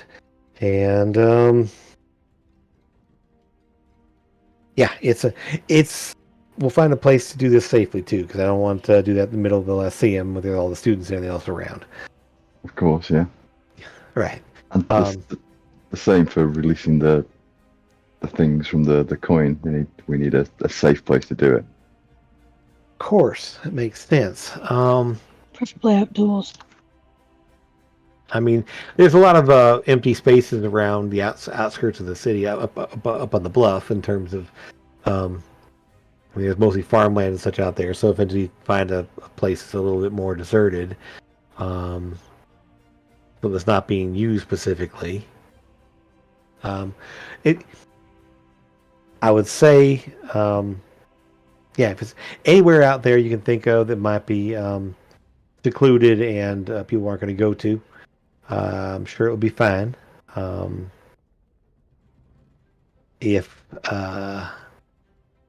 needed, I can alert city officials of what's happening there, so they don't send anyone out to investigate strange noises or lights or whatever, just to make sure that there's no problems there. You don't want to get in trouble with the city guard or military or anything like that. Okay, I can help arrange that as well. Sounds good. Might be an idea to have Eldon with us, though, when we do this. Obviously. We definitely need all of us together. Sure. Or like I said, if you're someplace else, I mean, again, someplace secluded, someplace out of the way, where there aren't going to be a lot of people nearby or anything else. He's the only one who can banish, so we definitely need him. There is that, right? I'm sure there's other people who are capable of casting it, though. I mean, I can, but that's we're not risking. No. Mrs. Janan, I have a question. Of course, yes. Do you know anyone who would be capable of piloting a ship in the city? Because I'm so glad I got to do it once, but in fact, I got to write off number 93 on my checklist, but I never want to have to do that again. Right. Well, a lot of things, but that's not one of them. I don't know anyone specifically, because but I'm sure. Yeah. I'm sure that there's people around that can, I mean, through the airship yards or through the airship dock in the city there might be some people there looking for work. Uh, there's a number of people around, I'm sure. I mean, maybe the the Crimson Hunt might know some people that they've worked with in the past that aren't officially affiliated with them. Uh, Nils might know some people. He travels more in those circles specifically than I do. I mean, he deals with selling the components that people need for airships and such. So he may know more as well. No, and none of my academic type colleagues would be quite good at that, as far as I know, unless they have some hidden talents I'm not aware of.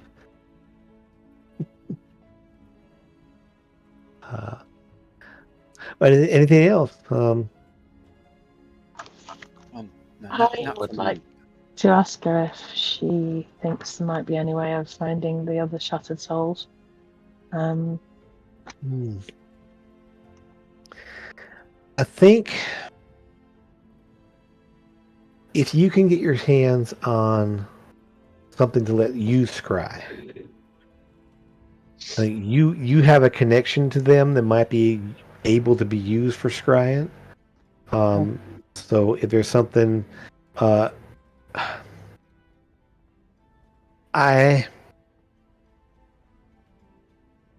you're going to be in town for some time, or if you're going to be there, she does gesture to this thing right here on her desk. It is a crystal ball. Okay. If you would like, at some point, you could borrow this. It does let you scry. So, once you've gathered your thoughts or prepared yourself or figured out what you want to do there, you might be able to use your connections that we talked about in the past, along with the scrying device to basically see something else, something different. Okay. That sounds interesting. I mean, if anyone can make a connection with somebody out there, it'd be someone with your abilities. Without knowing more about the person, there's no way that I could do something like that, just because I don't have any way of knowing who they are, where to find them. But yeah, you might. Okay. Yeah. Thank you. Of course. Just let me know when you're prepared or when you want to do that, and I can make this. I'll make this available to you for a time. Thank you very much. Of course. Okay. All right then. Anything else for her? So it's not that we're planning on having her set up for a legend lore spell. Whether wants to use these crystal ball at some point. We can definitely plan for those things to happen. Anything else from her at the moment? Nope. Okay. Just arranging the obviously Excelvion coming. Yes. She'll send him a message pretty much right away and see when he's available. Maybe it may be today, it may be tomorrow. Probably today or tomorrow. She says. I think, as far as I know, there's no emergencies going on. So unless he's embroiled in something that he can't get away from, this won't take a lot of time out of his day. So, okay. All right then. Sora, did you want to wait for folks before going to the bank, or you want to go for it on your own and check things out? I mean, I could wait. I'll probably scope the bank out first. Okay. All right. But like, yeah, I'm not gonna like engage with anything unless they engage with me first. Sure, no problem. So the bank is actually not too far from where you met up with the Tabaxi, the broker. It's in that same general vicinity there. I believe on the map is roughly in this area here. So one of these buildings, you're probably this building, we're in the corner right around here. I believe the tabaxi was back in here. So it's roughly and one thing you say, I believe the bank is right there. The guard station you dealt with in this area was right here. Was right here. So this guy, it's Right. almost like just you can actually see the guard station from the bank and vice versa. So That makes sense. yeah, and so it is a fairly squat, one-story structure, kind of a bit and it's very nondescript. One thing you will see is there is a you would have seen this as a primitive merchant family. You definitely know the symbol for Zilkus. It is a one of is the god of trade and good fortune, essentially. Zilkus is sort of the god of merchants. Also a bit associated with the sea, as essentially transporting goods on the sea is a kind of a thing of his as well. But Zilkus is, you see the symbol there, and essentially it looks like a stack of coins. Like literally a stack of coins is the holy symbol for Zilkus. And we just lost you on camera there. I'm still here. Okay. It clicked off. Gotcha. No worries. Camera coming back. No problem. And let me see. Do I have that? I do, in fact, have a. Okay. Are you going to go into the bank? Yeah, I'll look around in the bank, just see what it looks like. Okay. So as you go into the bank, I'm going to move you over there, and you can all see this too. So I'll move you. I'll move you. I'll see what it looks like there. You will see, essentially, looking at the top structure here, right about here. Again, the squat building, one story. There is a sort of elaborate skylight there and a dome and a peaked square roof on top. But for the most part, there's some sort of a gate on the side of the building here, but the main entrance is right here. As you step inside, and scroll down to the very bottom there, I'm going to put you on here. Okay. So much bigger in the bank. Yes. So, and let me just see. What did you see when you look at that? Let me just double check this. I can see a foyer, a room off to the right-hand side, and what looks like where tellers would be. Yep, perfect. Yeah, that's what you see. Because I know some things were hidden there. So again, there's a lot of little doors off to the sides there. This seems to be sort of a little like waiting area kind of thing, or where you might meet with somebody temporarily. And yes, tellers in here, and you will see. Let me just pull them up here behind the one of the windows there. Just one person there at the moment. You will see this individual. He is a dark elf. Black hair, grayish skin, kind of light amber-colored eyes. There, just kind of like saying, waiting for you patiently. Hello, how can I help you today? Nah, I'm looking around. I'm thinking I might open an account. Oh, very good. Well, the Bank of Dravir has branches at a number of places, and so if you have funds with the bank, you can withdraw them wherever you want.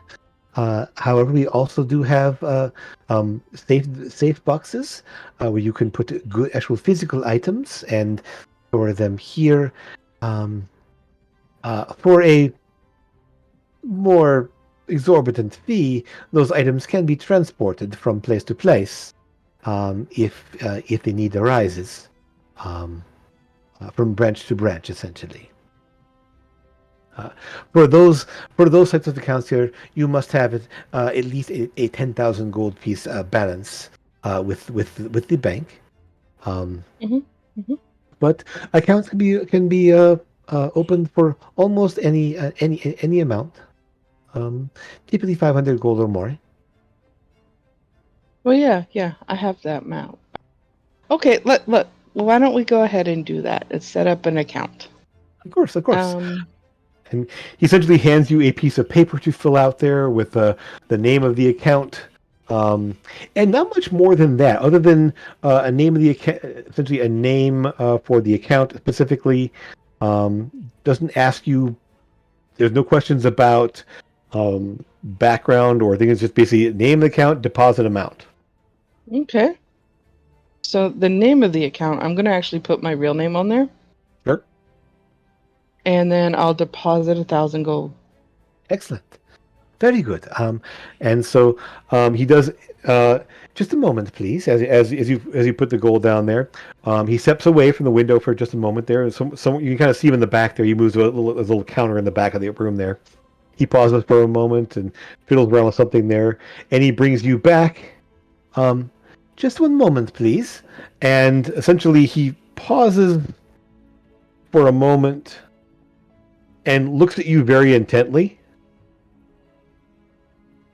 and then steps away and goes back. And when he brings back, he sits back there. He hands you a gold card with your name, an account number, and a small etched image of you on the card there. There you go. This would be essentially, this card will allow you access to your account.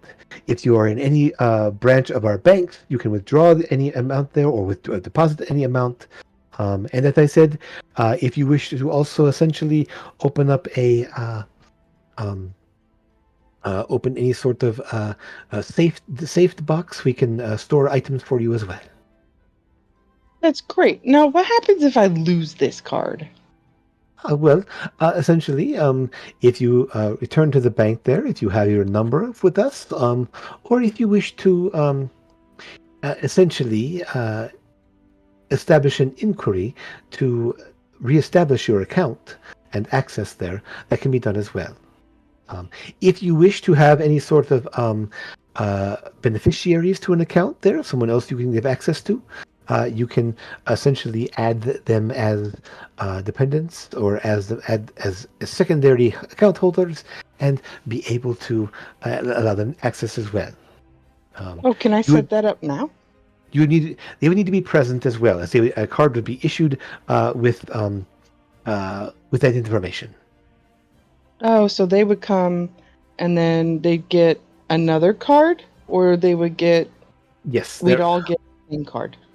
Essentially, they would get the card with your account number, but their image as well and their name. The original account holder's name would be as well. So essentially, there would be your name, your number, and their image. Okay. Allowing access to the account. So what happens if there is no person to get the funds? Like if I don't give a beneficiary? In the case of, and he does sort of like look. You look like you, obviously, because you're fleshly. Yeah, I'm me. Yeah. Mm-hmm. Yeah. So he does kind of take in your appearance there with your armor and everything else. That I mean, in the case of those of more that have more dangerous pastimes, if an account for some reason has to be closed, based on associations with you, essentially an inquiry would take place, and an arrangement could be made for funds to be transferred to another account. Okay. So that's interesting. It does happen, unfortunately. In the case of an account where was lost. Yes, of course. I understand. Now, what safeguards do you have in play if, like, you were robbed? Oh, we were robbed? Yes. Not that I'm gonna do it because, like, I just gave you all my gold, but like, of course. Such things would be very, very bad for someone to try. Yes. Okay. And while you don't have detect magic going or anything else like that, there you can kind of feel a bit of a crackle of power. And the fact is, whatever he did in the back there, it did involve some sort of magical thing. So there's really, you also kind of get a weird itching sensation of being watched.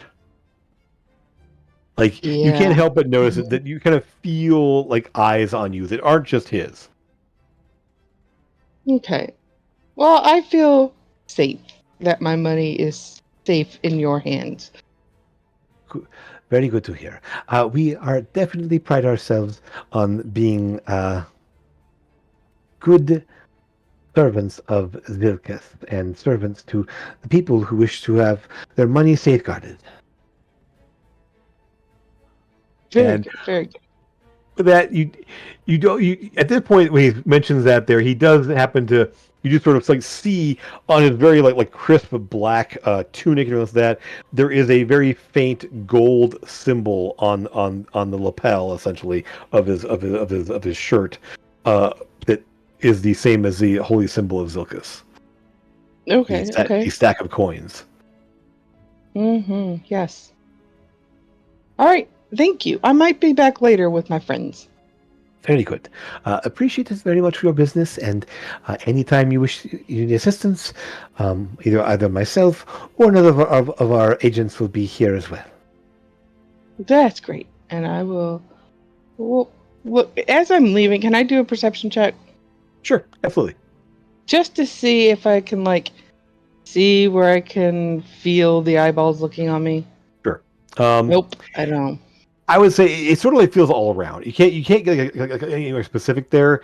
Like you just kind of and it isn't so much a visible sensor or there's no cameras or whatever else there. There's just sort of this feeling of being watched by something, that you can't quite pin it down. Okay. Yeah. I'll And leave.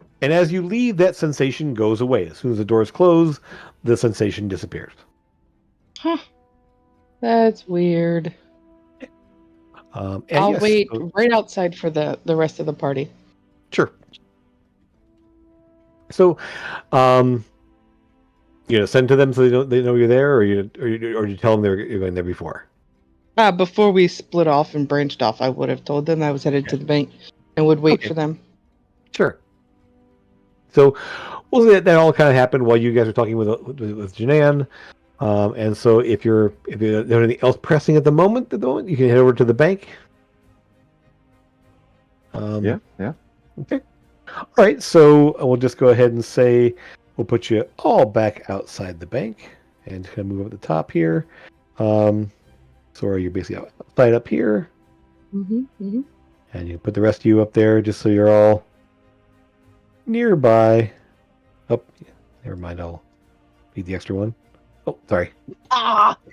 You put yourself there. I was going to save you guys some time there. So, put yourself there. So, yeah. You have to drag Torben. Sure. No worries. Hey, look. I went in and got a bank account, and I'll show them the card. Sure. You see a gold card there. Very similar to the one you've seen before. Only this one has Sora's image on it and Sora's name and a number. I'm thinking that we're gonna have to do this through appropriate channels. I think if we talk to them, first and foremost, we say we found a bank card. Explain the situation, that it was a serial killer, that we're adventurers and we had to dispatch them. And if there is no relative of that person who holds the account, that it might be a nice gesture that we acquire those funds. Lightly. Well, the thing is though that the account is in the lady who was dead in the house, not of Shade. Yeah, it wasn't a serial killer. It was someone dead. No, she copied the one at our house. The serial killer had a copy of it, didn't she? And put her image on it. Put her image on it. So it's not her account. It's the lady who died in the house's account. And I had it written on my character sheet, and now it's gone. It would be Briala Prezold. Was the name of the original account holder. And the funny thing is, originally all you had was the deposit slip for the original amount there. And then you made a fake card with her name and the number that was on that deposit slip. I did. But didn't have an image for it, so you couldn't do anything with No, that. I did not. Mm-mm. But then Shade seemed to have gotten made a fake card there, but her image on it. So Perhaps leave out the one that you made. We don't mention that one. Yeah, we'll leave that one out, and Yeah. we'll leave out Shades as well, because what I'm thinking is we'll go with the original deposit slip because I have that, sure. and we'll just present that and say, hey, this person, we acquired a house and the person was found deceased at the bottom of the house, and this is the account, and then proceed to answer questions from there. See if we can access the funds from that point. But if they question how long that person's been dead because the account's been accessed since then, we might need to mention Shade's. We'll cross that bridge when we get there, but yes, we'll mention that Shade, and then we'll bring the forged document of Shade's out. Yeah. Okay. And then show proof that she had made a forged documentation to this bank account. Yeah. Okay. And we'll just follow the guidelines and, try and be as honest and fairly as we can. Okay. All right. Well, in that case, we're going to go ahead and take ourselves a quick break. Hopefully, Torben can go ahead and get his access straightened out here. I know we've been probably the camera's freezing, and I had an issue too there. So hopefully, our second half here will go a little more smoothly for everyone involved. But we'll step away for about 5-10 minutes or so, and then be back here to finish to inquire at the bank. Mm-hmm.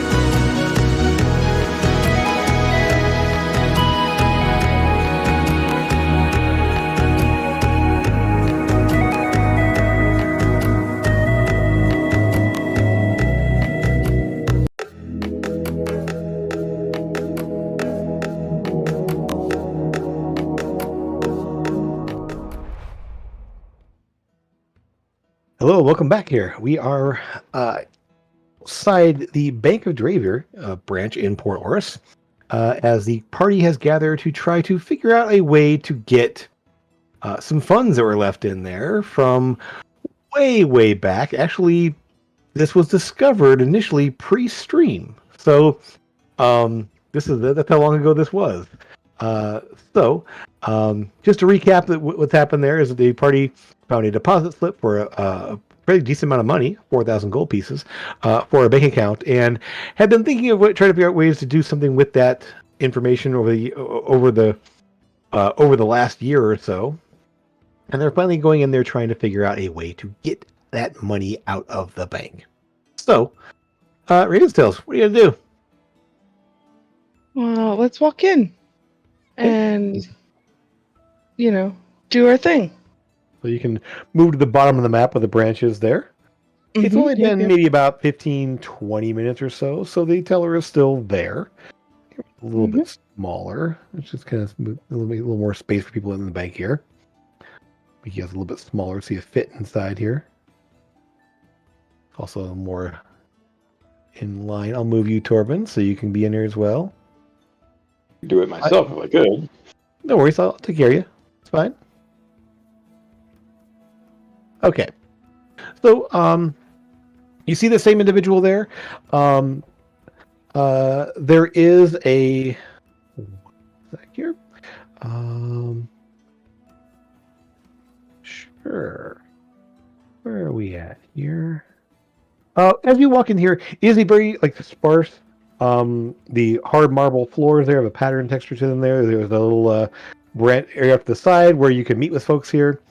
Those of you arcane based there, the other three of you here, can definitely feel that same sort of sense of being watched.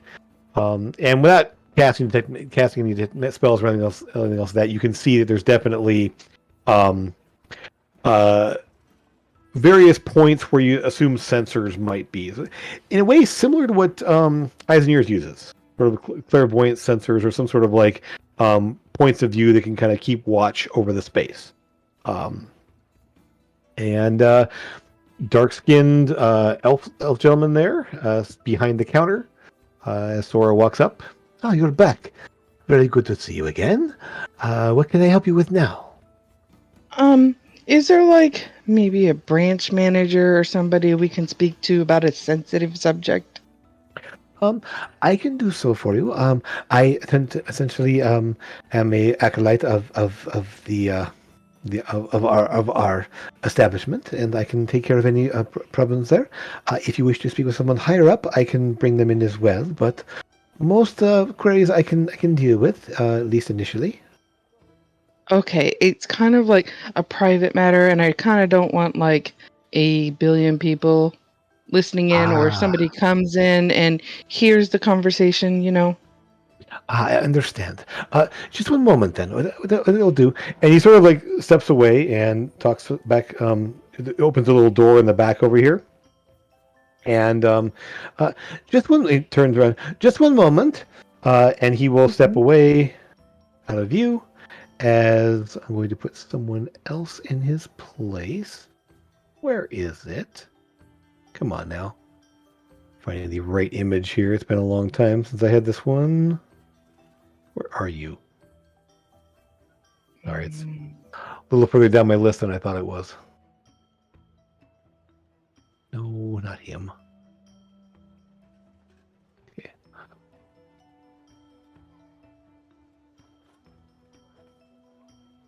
Okay. We'll use somebody you do know as a placeholder. We'll just put him in here. What is going on? Why didn't you show up? It didn't pop up. Come on now. There he is. Whoa, too big. Okay.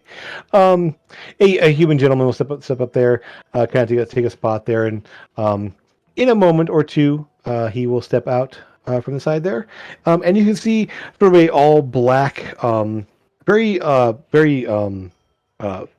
well fitted, tailored tunic and pants. Those of you with the religious knowledge religion will see the symbol of Zilkis there, the coins, the stack of coins on the lapel, essentially.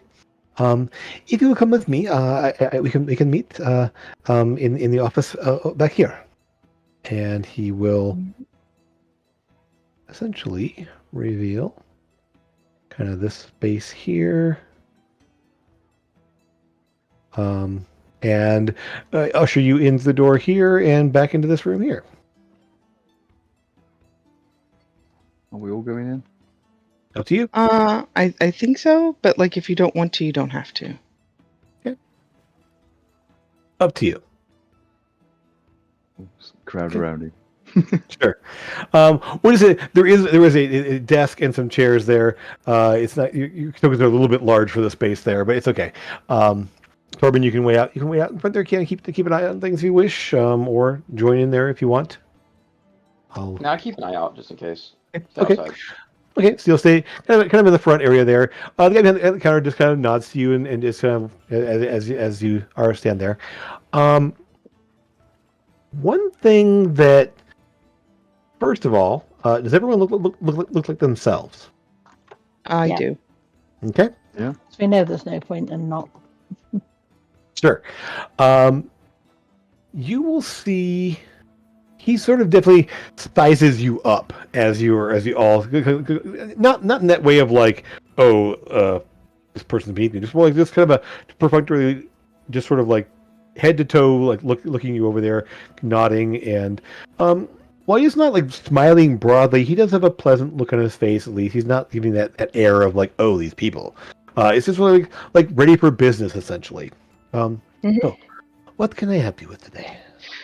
So we acquired a house, and while we were cleaning it out and making it ours, we came across a few bodies of deceased people, and this was among their belongings. And I'll show him the deposit slip. Ah, yes, I see. Unfortunate. Account holders are lost a number of times. As I spoke to you earlier, there are methods for recovering accounts by a person's next of kin and such. However, that doesn't be the case in this situation. What is it you would like to do? We would like to acquire the funds, if possible, for our beings of, keeping people safe. Understandable. Understand. The funds that are left with us are meant for the individual and their beneficiaries and such. If that cannot be found, there are channels we can go through. Unfortunately, without any way of knowing, having the right identification, essentially, there's no way for us to really hand over that money unless there's specific circumstances, extenuating circumstances. Obviously, the decease of the death of a account holder is one thing, but we cannot confirm that there's not a matter of other next of kin or anything else. Well, we do have a concern because we dispatched with a serial killer, 6 months ago, guys? That was about it. Something. Yeah, it looked like she had a forged document of this account on her being as well. And I will give him the forged account. I see. Okay then. And he looks at it closely there. Just a moment.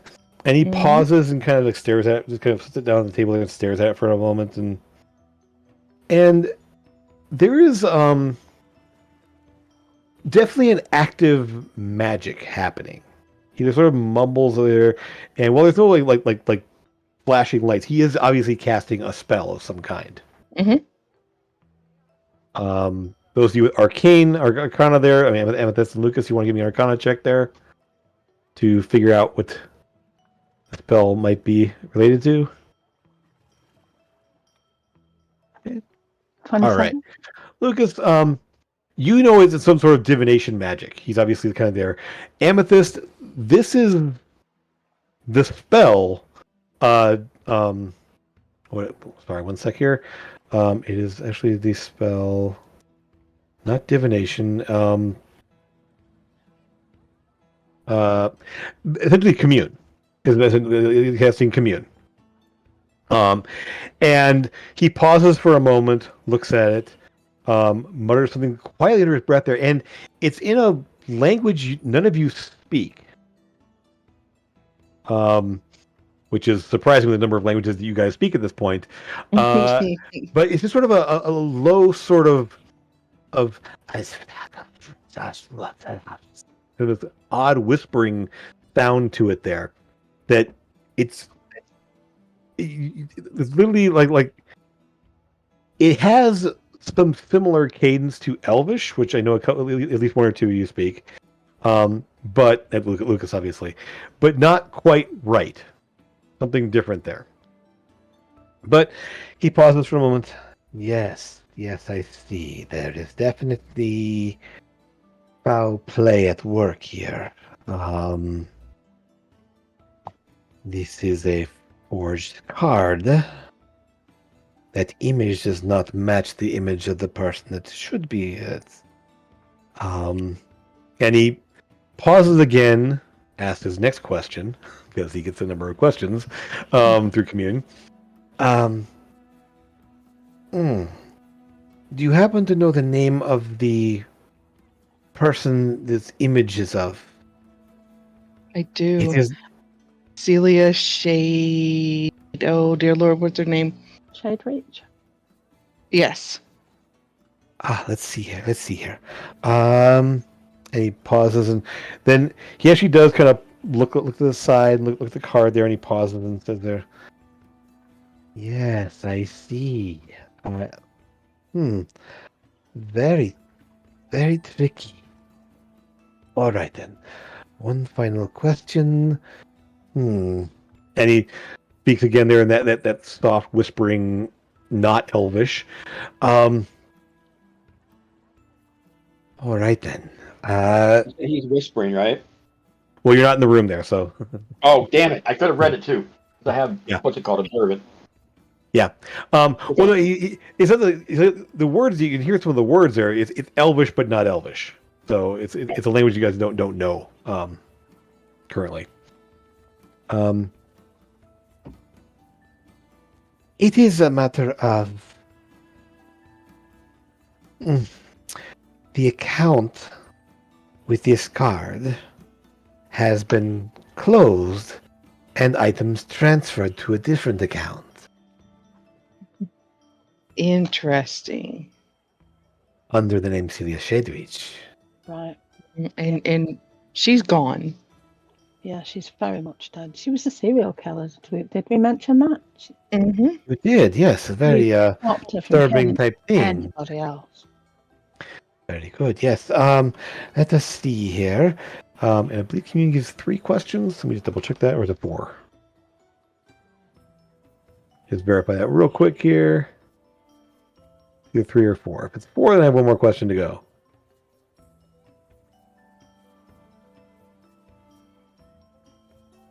Three. Okay. What I can do, I can inquire into the. Just a moment. Wait here for just a moment here. Mm-hmm. And he stepped out. He stepped out of the room. And, what? It's maybe a couple of minutes. So you talk amongst yourselves for just a moment while he does his thing. Mm-hmm. Yep.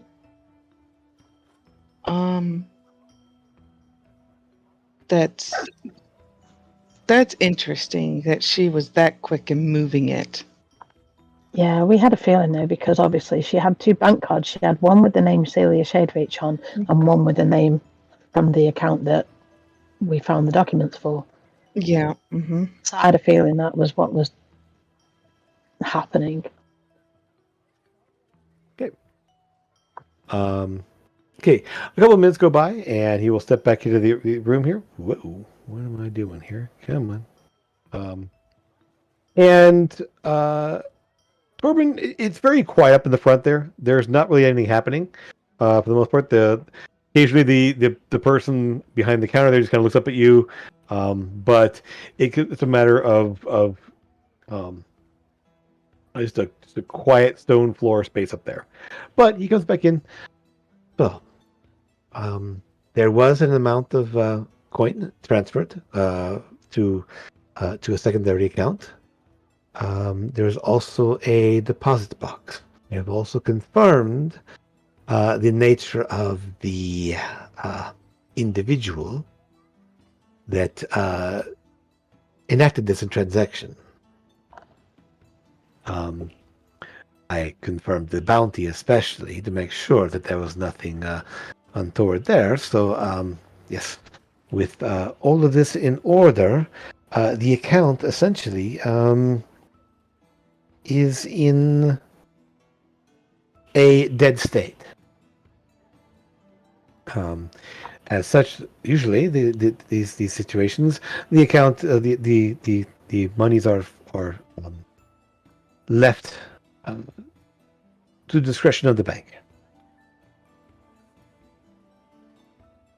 So is that your decision then, kind sir? He sort of like looks at you. Well, it is a matter of Zilkis to partially to decide. And myself and our bank manager. There is a manager as well involved here, but I act on his behalf.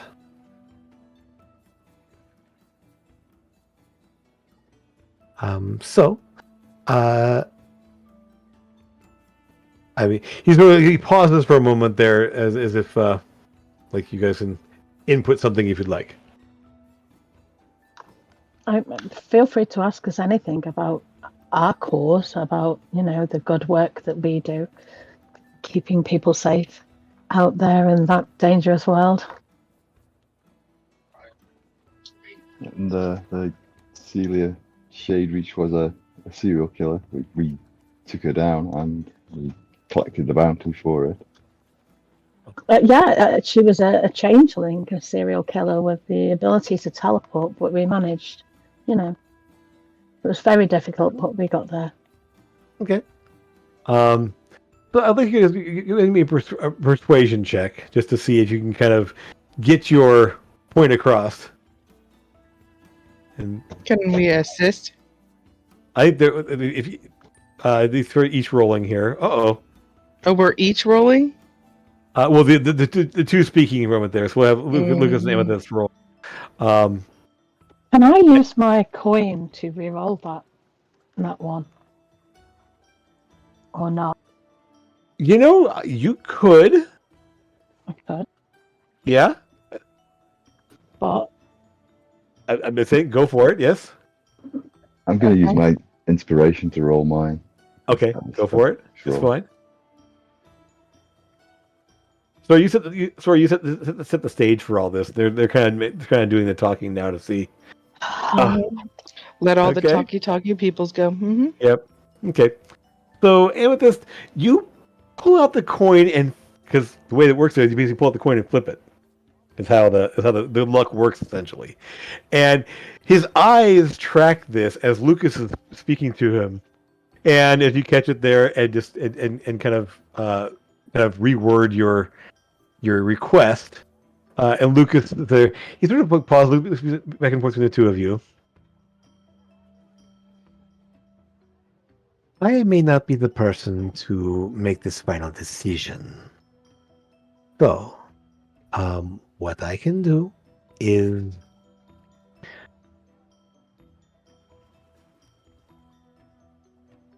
have you meet with the manager and decide, entreat his leniency regarding this. If it were completely up to me, I would say yes. I would transfer the funds to you, but it is not entirely up to me in this situation. Essentially, the coins and the contents of the deposit box are really the bank's property at this moment. So, but we do make a good case. So, I will take you to see the manager. And if you wish to retrieve your associate as well, it'll be fine. Yeah, come on, Yeah. Torben, you can come with us. I'll step out in the hall. Okay. Torben, Yes. come on in, please. Okay. I'll ask you a random question in passing. I'll say I noticed there were sensors as you came into a bank. What would happen if someone walked into your bank with non-detection spell active? Effectively, while the non-detection spell would prevent us from seeing through, uh, of being able to use divination magic against the person, it unfortunately leaves a hole that is detectable. The fact that essentially it depends on the nature of the spell being used. It is a very tricky thing, and I cannot reveal all our secrets, but I would say this, that there are ways of detecting the non-detectable. Detecting its absence is almost as good as detecting the presence of something. So, the sensors of our institution are very, very much advanced, and for very good reason, of course. Okay. Although I will say the fact that this person was a changeling would make a lot of sense. Their appearances changes are physical in nature, so that they're not a magical change, though true sight can see their real appearance. The average sensors and such would not detect an appearance change of that sort.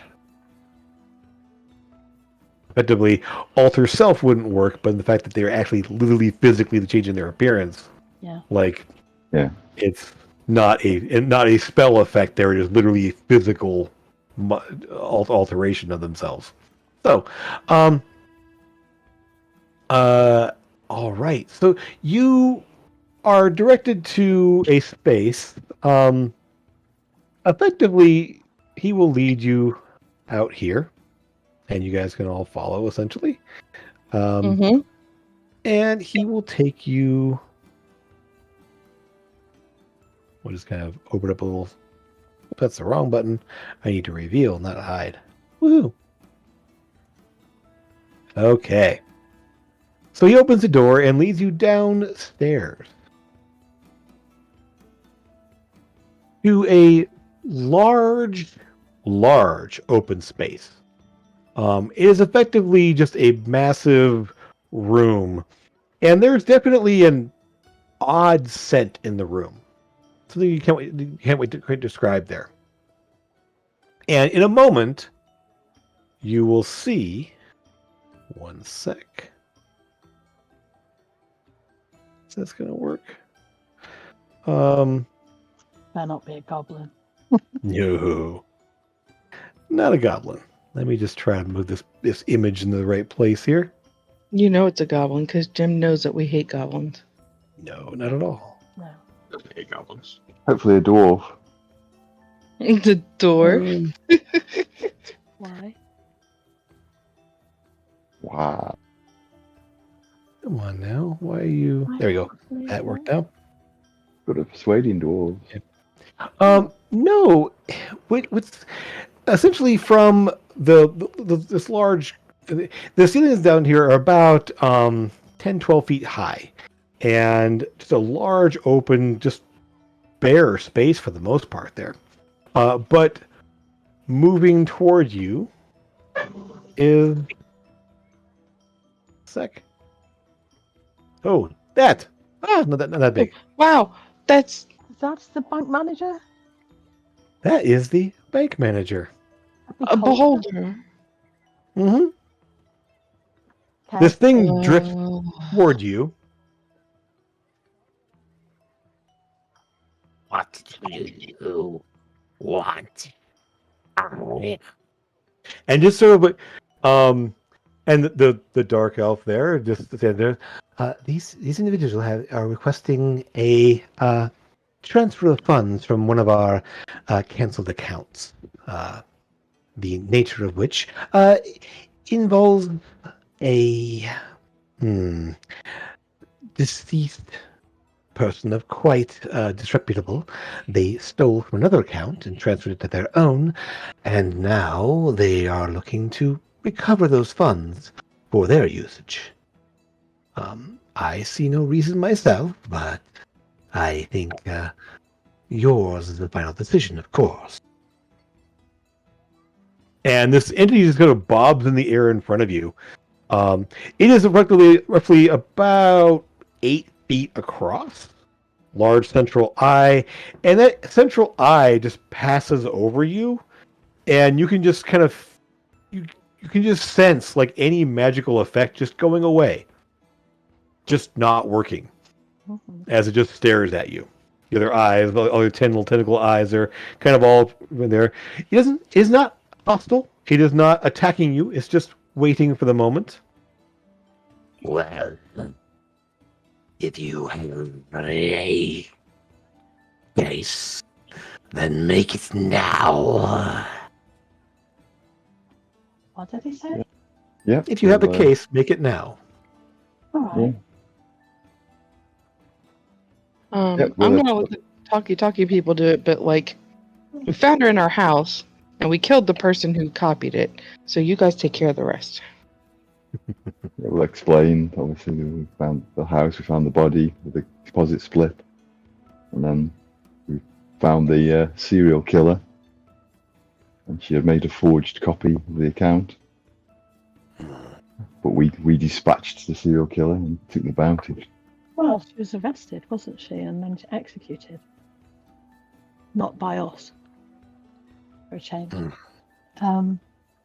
So, and also we are very, reputable people. I'm sure we could get you statements from important people back in our hometown of Ravenscrest, and we have friends in the city of Portoris also.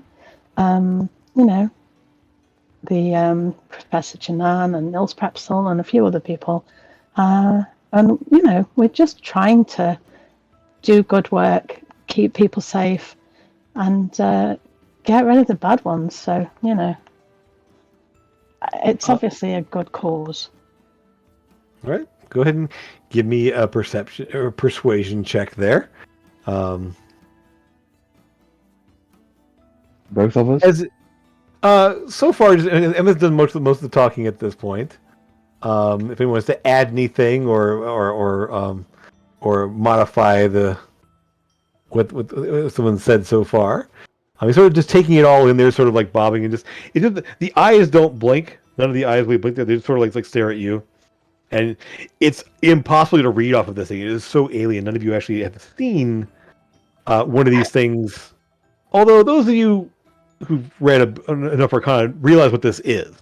I mean, there's no doubt these are legendary creatures of some kind. So, is the god they worship? Is it classed as a good god? Would it be in the Temple of Light?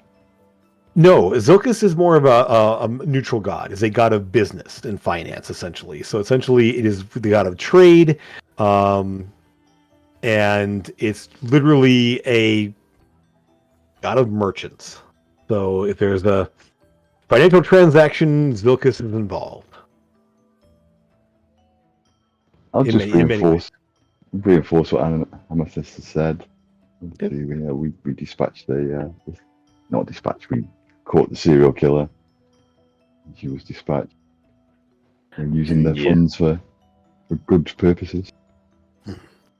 And you received a bounty for those services. The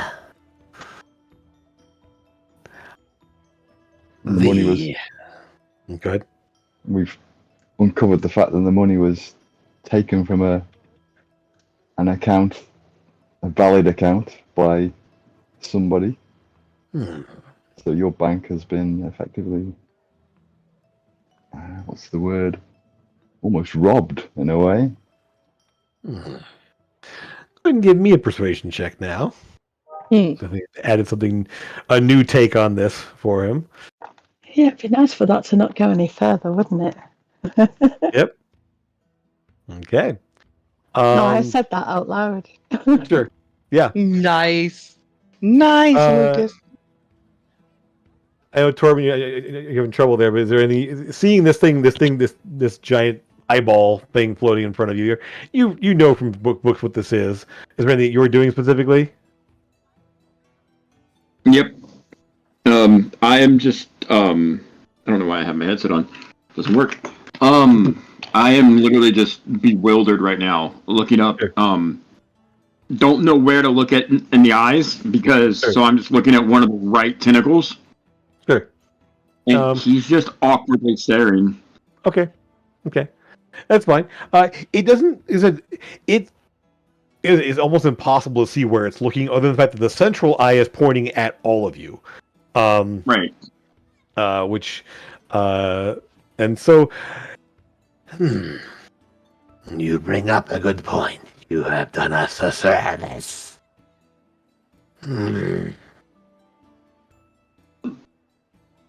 Well, a finder's fee is appropriate. As you have done this service for us. He will look over at the dark elf, who's just saying patiently, not calm, nonchalant, doesn't seem to be phased by any of this at the moment. There, just sitting there looking there, nodding. Then what percentage then? He looks over at the big man. I would say 60%. And the deposit? Of course, we have no need for a physical object. They can take it. And very good. Is there anything else? And he kind of pauses for a moment there. If you're gonna add anything more at that point, or if he's gonna add anything else, he's sort of like just waits for just patiently. I'll thank him. Thank the manager. You would think the You beholder. settling with 60? I don't.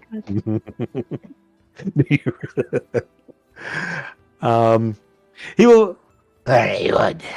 and it'll just sort of like kind of float backwards away from you. And as it's, you sort of still feel that like that whole like nothing works right now. Like you can't sense the magic. You can't feel anything from the items you normally feel things from. There's just none of the connections you normally have to things that you carry or powers that you would normally have. Amethyst, it's real quiet. Amethyst, I don't like it in here. Uh-huh. It And feels so- weird. The dark elf, and Thank you, sir. and thank you everyone. Let's go upstairs and he sort of like motions you back up the stairs, and essentially the lights sort of dim in the room as you guys leave and head back up the stairs. I wanted to put my hand to shake his hand. You mean your paw? Fine. So, yeah. So it only got within about 30 feet of you. It never really got like close up to you. It just sort of like been away there. Yeah, the anti-magic cone there has a 150 foot cone. So pretty much nowhere you can go into the anti-magic field. So you guys head out there. Just a moment, please. I will bring up the box here. If you want to wait in the room right here, I will bring it to you. And he will head back there. It brings you back a little metal box, and he essentially has he pulls out what looks to be a strange looking key. And I assure you, and he looks at you, Sora, there. I assure you, in this case, this would not work if this was a this would only work in specific situations. And he just puts the key there and actually pauses for a moment, and the key sort of melts into the lock, Ew. and then turns and twists and opens up. The boxes are extremely secure. Only in situations like this will this work. Okay. And he opens it up there, and what you'll find is there is a sort of a velvet bag. Not very big, but the size of a dice bag, and a small one, and an amulet that's sort of on a silver chain, sort of bundled up there. Not a lot of things, but this would be the contents, and you are welcome to them. Okay. I will take everything out. The bag there, when you look in the bag there is a large number of diamonds. Holy Toledo. Mm. Okay. And the amulet is a silver amulet there, just sort of a little circular pendant of some kind there with just looks to be like a strange like tree marking on it. Don't know any significance to it offhand. Nope. Yeah. A lot of diamonds. Okay. Yes. 1,200 golden diamonds. 1,200 golden diamonds. Okay. He also then hands you essentially a withdrawal slip. You can take this to the front counter. I can meet you there if you wish, and we will transfer the coin to you, or if you wish to transfer to your account, or however you want to do this. And the amount on there is 8,000 gold. Transfer it to me would be nice, thanks. Of course, I can do so. Yes.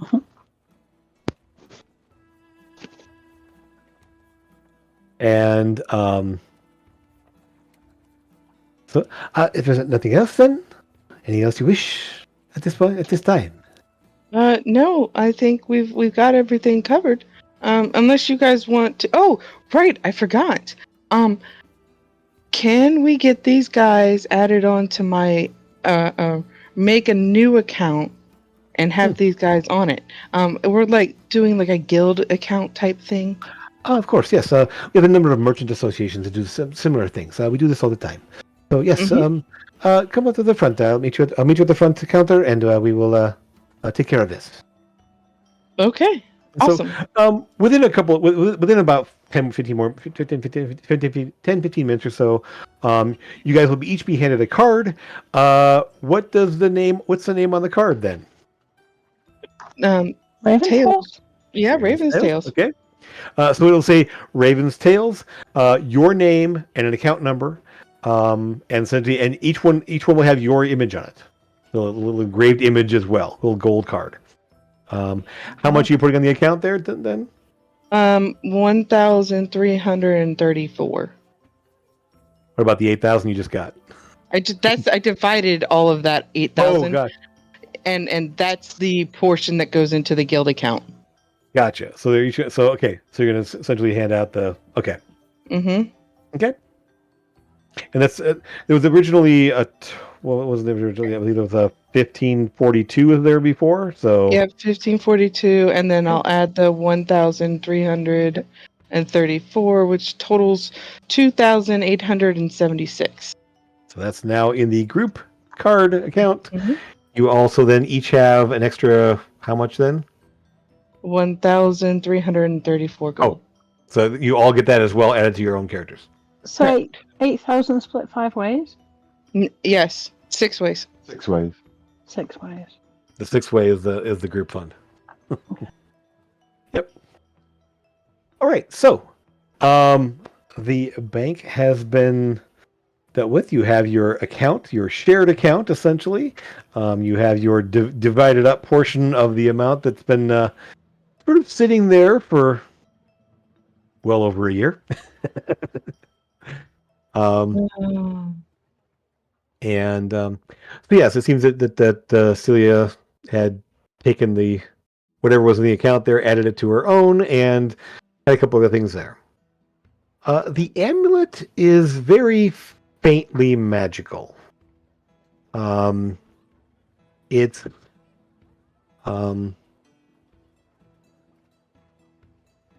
yeah, you need time to check it out there to see what it is. But there was a faint magic to the amulet. It's not obvious what it is at the moment, at least. Mm-hmm. Okay. So we do sense magic from it. Okay.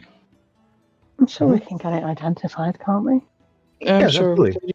Yeah, Yeah, I can identify. I think quite a few of us can actually, but I don't think anyone else here has a spell that. Hold on. wait, no, Leothar has identify. Yeah, I only No, Torben has. has identify. I'm sorry, I'm mixing up people. No worries, fine. I mean, you're about to head to someone else who can identify in a heartbeat for you. Definitely. Yeah. Mr. No. Okay. So we'll cut to there. Yeah. Mhm. So the bank manager of the Bank of Dravier, Port Orith Bank, there is a freeholder. Very, very cool. I can't believe people say beauty is in their eyes. I mean, what? They got 11 of Ew. them, so that's Not pretty. they can hold plenty of beauty there. You have one. That one's bigger. I have a beholder kin. Mine's purple. Mm-hmm. So, you make your way over to the Clockwork Emporium then, and there's a number of things that items you wanted to transfer, things you wanted to do.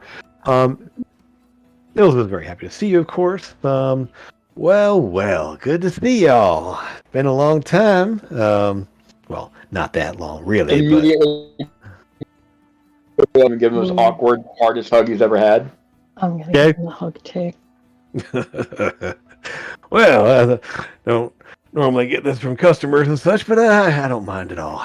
We're not just customers. I know. Is everything going well then? I've been hearing a bit that you got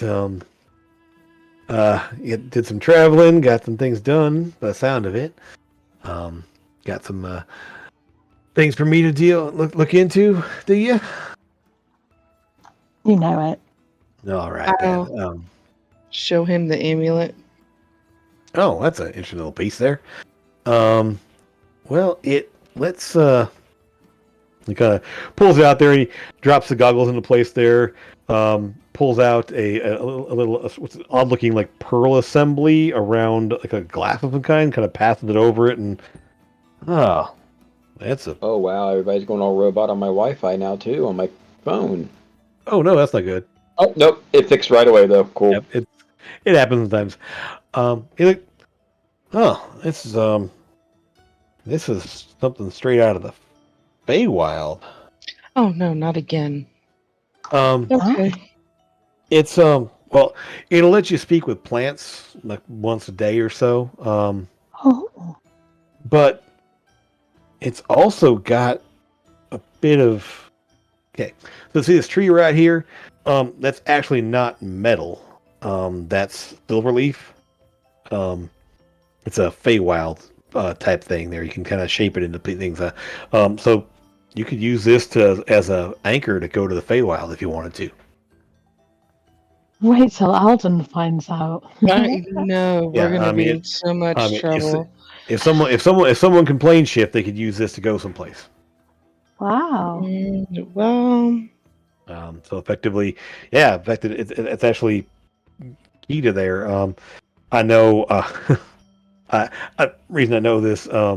Dimensions Unlimited down there. She does trade and things like this sometimes, where if someone needs a token to get back and forth to the Feywild, and provide those things. I know her. She's fun. Yeah, she's real nice. Yeah. We do a lot of shipping materials around through her because it's just easier that way than having to use my own stuff. But what else you got for me? Someone wanted to. Got a few things that need tweaking. Is that something? I did. He'll show him what he just bought. It's not on my character sheet, so I can't link it. But the chromatic gun. Oh. Oh, Like he knows what it does already, but like this Yeah. is very fun. I probably might not use it very often, but I like it. Nimbus, you cracked a little bit of a conundrum, didn't you there? I like it. Interesting design. I did something similar with my my arcane firearm I use, but interesting premise here. I'll have to keep this in mind if I'm designing some new things. But if you ever Yeah. need the, if you ever need to use it, to be able to make other things similar, you're welcome to. Oh, well, I'll take a look at it in a little bit here. He's gonna hands it back to you. Before you leave here, let me take a little closer look at it. But what else you got for me? I believe someone wanted to combine some items together. I have a force Yes, field bracer with mage armor on, but now I've got some armor. I see that. Was hoping to Nice. transfer a different spell plate in there, like Sora suggested Shield of Faith might be a good one. Divine spell plate. I mean, I can't make that myself, but let me see here. It's just one moment. Yeah, you know what? I think I got one of those. One minute, and he heads back to the back there. He comes back out with a box. It's like a chest almost, and he pops it open and starts like flipping through. It's almost like flipping through like a CD rack. Like click, click, click, click, click, click, click, click, click, click, click, click. All right. Nope, not there. He pulls the top tray out there, sets it aside there, goes to the bottom, click, click, click, click, click, and like, okay, yeah, this one, yeah, this will do. And it's sort of like in alphabetical order. oh, they're usually designed by Anyway, that's where the divine plates start. Those are all the arcane ones there. So yeah, I divide them up a number of different ways. Anyway, and puts it back in there. Yeah, so I could definitely rework this plate into your bracer there if you want. If you want to exchange the mage armor, it'll cut the cost down significantly. Because mage armor is always useful for anyone that doesn't like to wear armor of any kind or doesn't have access to nice elven chainmail there. Very nice. Thank you. Yes. Right, I can do that for you. That's the plate aside there. With the exchange, 200 gold. Amazing. Good one. Nice. We'll just rework the same item there. It's mostly just disconnecting the plate, reconnecting everything there. It's just a matter of swapping out the plates there, and so, yeah, I think that'll be fine. What else you got for me? I have a longsword with a certain death enchantment. Oh, How much does that cost to transfer it to my short sword? +2 short sword. well, you've got some definitely some interesting gear on your hands here. Roughly that enchantment. See, normally, +1, +2. It'll take some time, a couple hours, to do to full the transfer there. But 1 second here, and he sort of like pauses for a moment and just sort of like closes his eyes, and then right, yeah, I can do that. It'll be 600 gold for the for the transfer. It will destroy that longsword. Just be aware.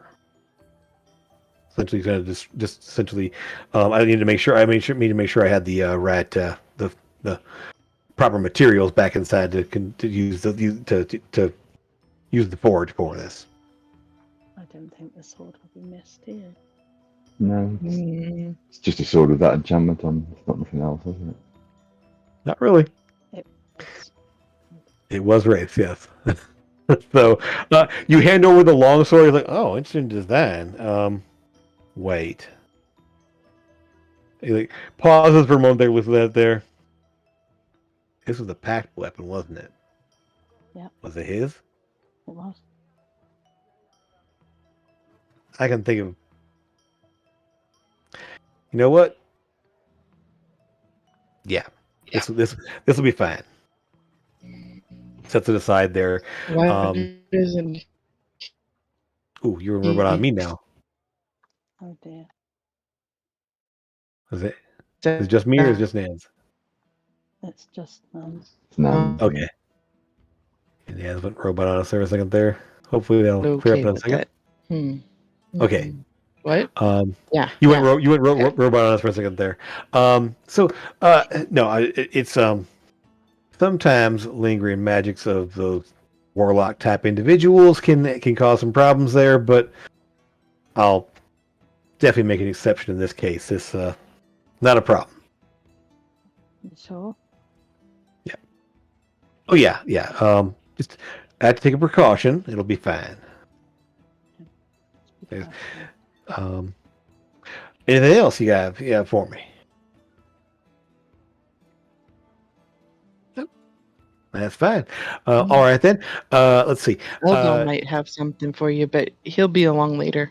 Yeah, I'm sure. I mean, wouldn't surprise me at all if he's going to be coming here. I can also send things to him as well. So don't forget that you guys do have that shipping box there. If you ever want to just send something to me or have something sent, and then I can send something back to you at some point to your house. It's all keyed for that. So if you ever need to just send an item to me and have something sent back there, I can take care of that for you. But with that in mind.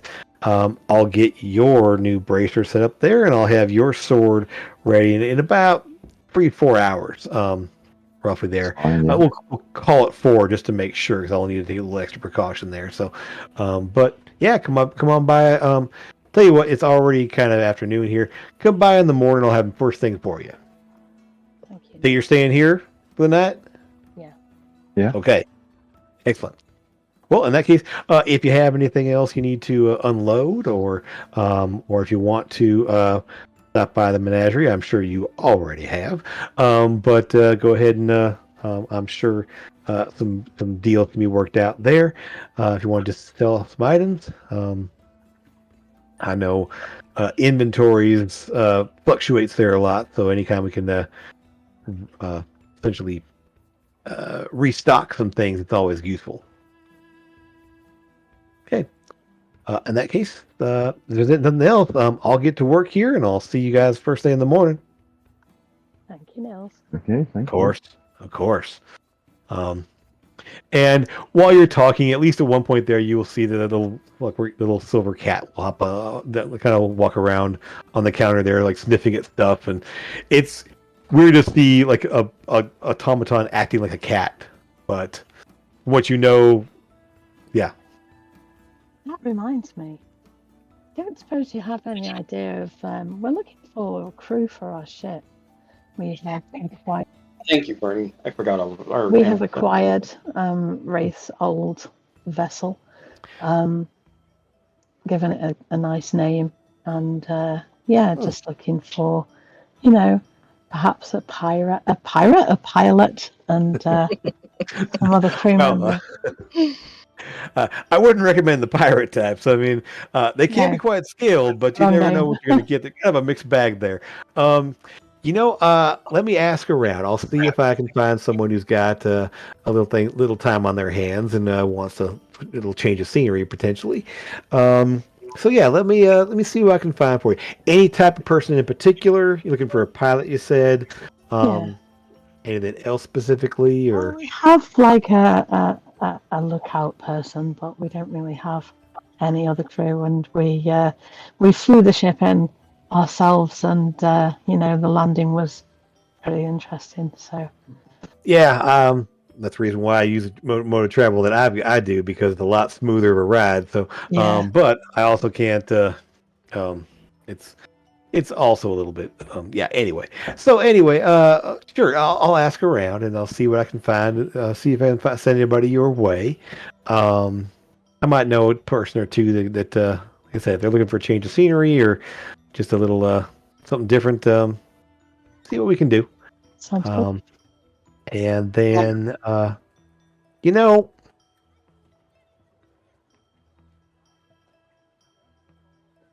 you might be. Tell you what. All right, guys. Too bad Eldon's not here. What's the flight array look like on that ship? And any of you taking a look at it so far? No. I would say I can message Eldon and ask him if actually, I was at Torben. You know enough Manatech there, and you have a high enough intelligence to and some knowledge there. You at least know that it's basically a standard 6x8 array, essentially of levitation plates. And he's like, okay, so I'm going to go ahead and start something. I have a feeling you're going to want this down the road, so I'll at least get the wheels in motion.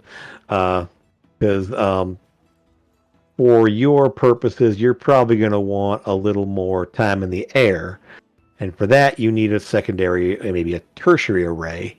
So I'm going to start getting. You know what? I got some students that need some work. I'm going to get them working on a whole set of levitation spell plates. Give you a good deal on them. And I'm sure Eldon can install them. So I'll just get you the plates that you need. And if you're here, I can have them delivered, hand them over, or I can have them sent to your house. Either way, we'll work out that deal later on here. But yeah, I'll set those wheels in motion just because you're gonna want that. You're awesome, Nils.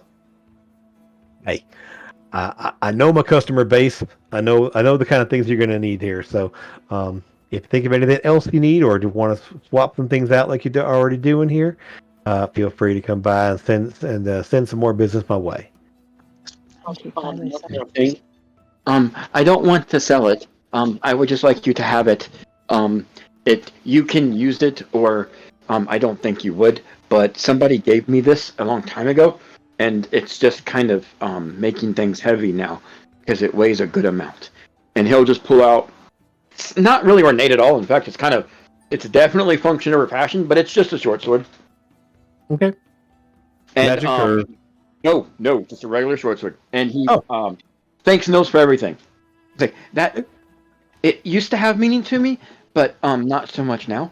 But maybe you could put a spell plate on it for somebody, and or something later down the road when you want to.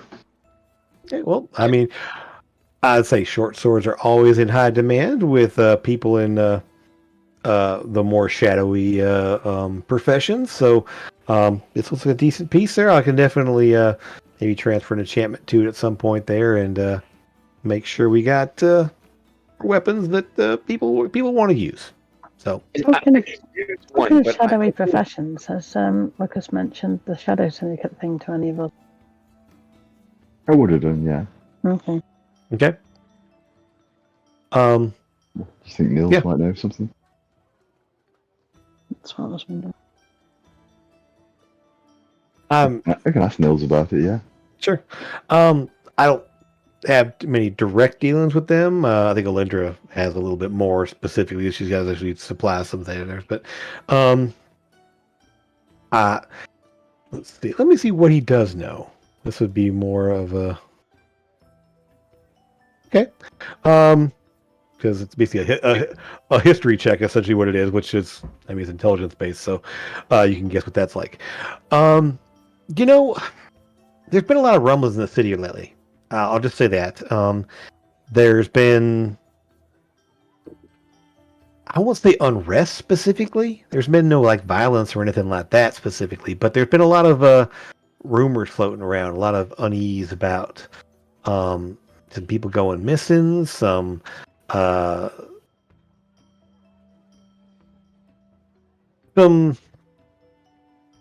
worries that people aren't holding up their end of the deal when it comes to protecting folks. I don't know if it's a matter of the military. I don't know if it's a matter of the guard. I don't know if it's a matter of syndicate, or there's been a lot more unease in general. I've actually been selling a little bit more in the way of protective items to folks that are a little more worried about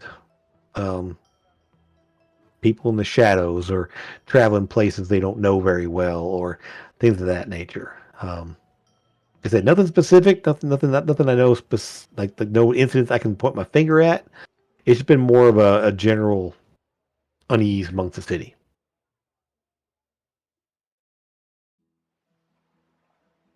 So, yeah, I would check in with the syndicate. I mean, if there's a problem that they may know. Kind of glances over at Torben, and I mean, I was gonna say, I can put a message out for somebody. Yep. It wouldn't be a bad thing. I mean, I don't have specifically direct dealings with them, but I do, of course, supply things. I mean, through the menagerie, and some folks buy things from me directly. So, but I don't know anything specific. So I couldn't supply any point you in a direction, but at least for the most part you can see what's going on there. All kinds of camera issues. Absolutely. Yeah. Oh, that's not me. Those of you watching, sorry about the camera issues. We're just having a lot of Discord issues right now. They're just kind of shuffling images around. So, bear with us. Sorry. Right? Yeah, I mean, we've all had our turn so far today. So, Rob had the problems initially with the microphone. So, anyway, all right. So, where you headed next? Perhaps go and look into the syndicate thing. We've got a few hours before we can come back to Nils in the morning, haven't we? So, yeah. Okay. Yeah. I'll look into that. All right. Maybe even speak to Eyes and Ears and see if he has any info or knows anybody in the city. Okay. Torben, you can go ahead and just kind of as kind of a couple like places to drop a message kind of thing. Essentially, so if you ever wanted to talk to someone, you can just put essentially it's like drop a coin in this box on this corner here, and with a little note in it, and someone will get back to you. Or so essentially, you have ways of essentially setting up meetings very, very easily. Quite a few Dropbox and corridors. Yeah. So so you do that, and within an hour. So actually, after heading to Mill Shop, where are you heading from that point? Gonna head back to get something to eat. Heading to the menagerie. What do you feel like doing now? Why don't we go to the Tumble Tankard and hang out for a little bit? Yep. We're getting relatively late, right? It's later in the afternoon now, almost evening, like early evening. Yeah. So sure. Okay. All right. So you head to the Tumble Tankard. Again, they have they do have food there, and it's not super crowded. There's music isn't driving and going crazy right now. It's only about 4:30, 5 o'clock right now. So there's some. It's not empty, but it's not crowded yet. I said that there's no music playing when you get in there. It's just mostly the front area of the tavern set up. Mm-hmm. And but that's, strangely enough, you don't actually see Mabel and the crew there up in the leader area there. Mm-hmm. Must be off doing other things at the moment here, but you're able to find a table and get some drinks and some food. And by the time you're basically finishing up your drinks, you will see a different waitress shows up.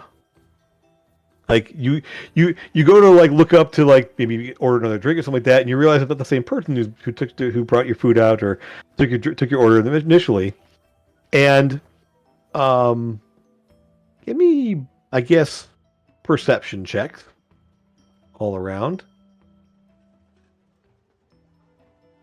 Torben, you don't need to, Torben, because.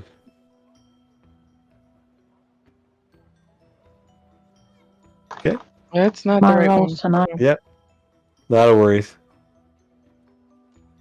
I was going to say, the thing is, I already did. So you're just waiting for a few minutes for it to even happen.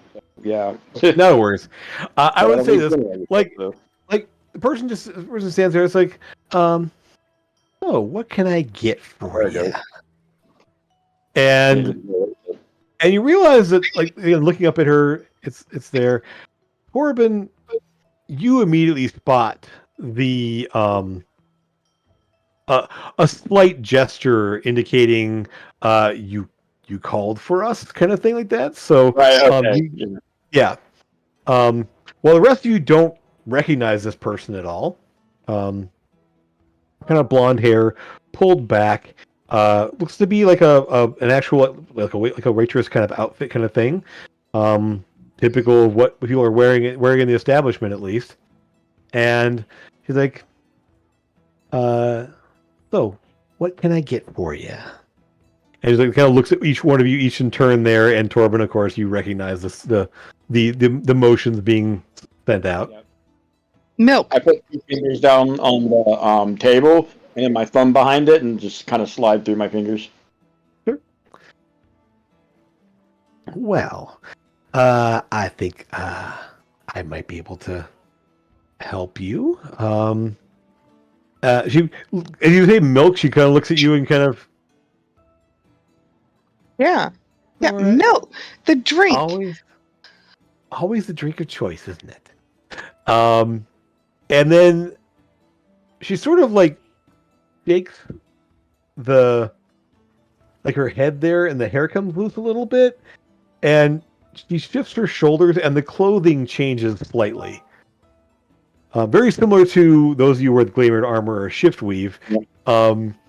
As you realize that you now, with the change in outfit and change in the hairstyle there, you recognize Linstra, the person you talked to twice now. So, I was told. Mind if I sit down? Please do. Yeah, sit down. She kind of nudges into the side there. I'll get up and go then- get my milk. No, she's like, hold on, and she's kind of like motions over there. Just makes a couple of gestures and stuff. Right, no problem. And a minute or so later, a milk and then whatever other drinks, another round of drinks that you all have there, are brought over and effectively like put up a new round as there, along with a drink for her. So. Good to see you back in town, right? So what's said you needed to meet? What's on the agenda? What do you have going on? We hear you have some issues with people going missing. Oh, so you're not here for our help. Oh, well, you know what? Might be perfect. Yeah. Sure. We have had, and she kind of leans in closer there. We've had no less than a dozen operatives go missing. The most disconcerting ones are ones north of the city. She pauses. We keep tabs on some of the estates, in the outskirts. There's there's a lot of nice places here in the city itself. There's some noble families and some people that have places out of the outskirts. Some of the farms and some beyond there. We keep tabs on those things as well to make sure things are on the up and up and no one's getting messed with that shouldn't be, etc. Well, 3 of our operatives that have gone missing were all watching the Duchess's estate. Royals. Oh yeah. Yeah, the one's in charge of the city. She's been here for a long time now, and she's I don't know. It was just one of the things. One of the first people we lost track of was we keep tabs on the estate there, make sure it's all okay. But didn't think of the first person that went missing. It happens sometimes. People wander off, find a better job, find something else, find an opportunity of some kind, and decide to leave for a bit. And she kind of winks at Torben when she says that. I mean, we always rake up and find new opportunities. And that can happen there. But when the second person went missing, and then the third person we sent out there to find out what happened to the first, and the second person went missing, and people started missing around the city itself, that's when we start getting worried. But I can't say it's all related to that, or if there's something else going on, but I think someone really needs to check out that estate. Yeah. Sounds like a plan. So we have an adventure lined up, guys. I mean, I would say be careful, but I mean, that's what you guys do. Everything I've heard. And so whatever you find out, let us know. We don't want to keep, we don't want to have any more problems, associated with things out there. But there's also been, a couple of attacks. Attacks on whom? People in alleyways. People. The guards are looking into it, but they're pretty incompetent when it comes to finding something, other than the fact that some people have been clawed up. Some kind of an animal, some sort of a creature. I don't know.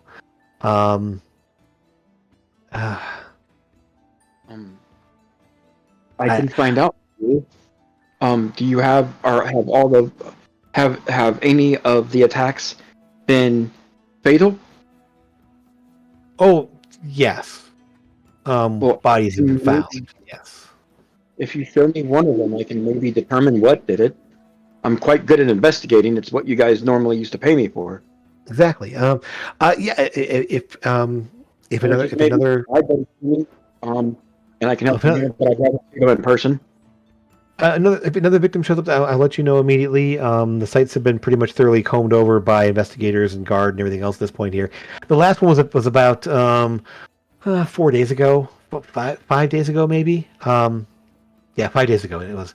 But I again, investigators have all combed through the area there. But if another one does show up there, I will let you know immediately, so you can kind of get first crack at it. Is it 3 claw marks or 4 claw marks on the places? I didn't go look at the bodies myself, so I've just been heard they've been clawed up. So I don't know.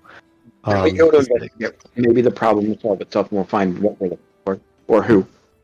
I certainly hope so. I mean, it seems pretty coincidental. I mean, it seems like a coincidence, which probably isn't. In our line of work there, when something's a coincidence, it usually is related. So I'd say, yeah. If you hear anything else or see anything else, if anything else happens in the city, we'll let you know. But if you can check out the estate, that'd be great. That rhymed. You're right, it did, huh? Maybe I'm a poet and I didn't realize it. You didn't know it? That would work too. Yeah, Didn't know it. That would have worked too. Yeah. So, I think any information you have for me, if I have, it comes my way. If you're here, if you come and go, just check in with us. Corbin, you know how to get in touch with us. So if there's anything that you find out, or if we find anything else to you, we can drop it off. Just one more thing before we leave. We are actually recruiting a crew for our ship. We've newly acquired an airship. Oh. We have already acquired a member of the Shadow Syndicate, but one that's based back in Dravia. I had heard something to that effect, yeah. Yeah, he is. Let's just say he is the eyes and ears of our ship now. At least for the time being. Okay. If you're... I will see if there's anyone who's looking for a new vocation. Yeah. Excellent. That would be most helpful. Thank you. Of course. All right, then. So with that, she finishes her drink off there. Anything else, or should I pay up your tab? Oh, that would be most kind. Thank you. Of course. Least I can do. Call it a down payment for services rendered. I hope it's you that comes every time I come to Queen. What's that? I said, I hope it's, meaning her, I hope it's you come, I hope, words are hard. I don't like the English language. It shouldn't be my first language. I hope it's you every time I come calling. And I'll smile awkwardly as fuck. Just, no. Sure. She just kind of like, oh, that's just so cute. And she ruffles like the hair, top of your hair there. Yeah, he automatically goes back and puts it back in his Sure. face. Because it's always like down his eyes. All right then. So good luck. Keep in touch. I'll see if I can send some folks your way, and I guess then have a good night. And so, kind of like steps out there, and she does this sort of thing where she kind of like moves into the crowd, and you lose her because she like moves into behind someone then, and does that sort of like that James Bond thing of like you step behind someone and then suddenly you're not there anymore. Yep. So she's good. So all right. So off to the Duchesses. Are we going to do that, or are we going to get Alden to come? I don't know what the best thing to do is. Shall we go and investigate now? And let's do some investigation. And then we can go. If things get rough, we can always go back or send for him. How far out of the city is the estate? She didn't say exactly, but she did say it was north of the city there. So, I would say she would have told you at least, get you an idea there. It's about a half an hour walk or so. It's a couple miles or so, roughly. So well beyond the map that's here. So We have mounts we can travel. yep, it is. At this point, we'll say it's probably about 6:37. It's getting dark. I was going to ask that. It'll be dark by the time we get there. Yeah, it'll be fully dark by the time you get there. Yeah, absolutely. what do you want to do then? Do you want to rest up and go tomorrow? Wait till morning. It's not there. And then Do we want to take the chance of somebody else being attacked, though? Yeah, but Maybe we should. They've been attacked in the city. Us going up there isn't going to change anything, I wouldn't have thought. If we solve the problem, the attack can stop, though. I just didn't want to put it off. But I'm okay with resting. perhaps Lucas can go and fetch Eldon as well before we go in the morning. That's what I'm thinking. You can teleport to Ravenscrest and back to here tonight, and then you won't have used the spells tomorrow. Well, I'll still have to use it to get back. Did you have two slots now? I mean, going I tonight mean, yeah. and coming back tonight. Right, got you. That's what you mean, yeah. I could send a sending to Eldon and see if he's ready, and if he is at some point of tonight, you could go get him, so that we're all here in Port Taurus in the morning. Yeah, That's what I'm thinking. Okay. All right. So, yeah, you're able to kind of gather things up there, figure things out, and yeah. So, anything else? So, Eldon. Yeah, we messaged Eldon. He's fine. Yes, of course. I think that we'll see what we can do, and yes, I think I can come to Port Oris, and I'm sure I do have some things I need to pick up there as well. So I think that'll be fine. Yes, of course. Yes.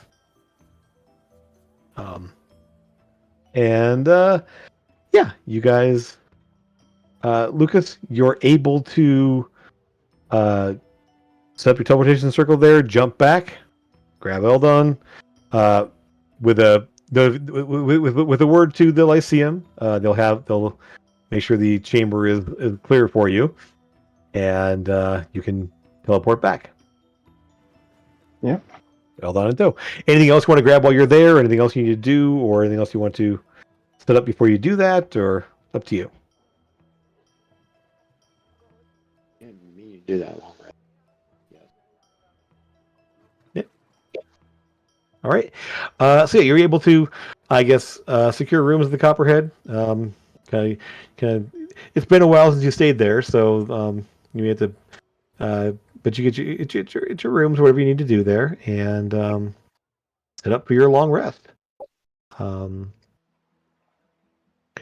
Anything else you want to do this evening before your long rest, or you wanted to? I'll just be seeing Alindra. Then. Okay, of course. Yeah, you will. When you see Alindra, she will let you know. Actually, when you come back to the Lyceum, Jan has a message there for you. She's not there currently because it's fairly late for her there. But there's a message for you there that if you would like to look in on the coins, essentially she left a letter for you, essentially authorizing you to access the coins in the vault, and so you have that ability to do that as well. Excellent. Sort of a general letter from the Lyceum saying this person has access to view the coins and do with them what is needed, essentially.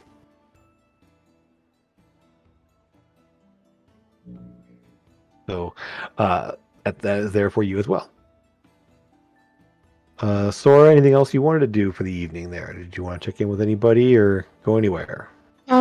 Yeah, I'll probably check in with my deity over at the Chapel of Light.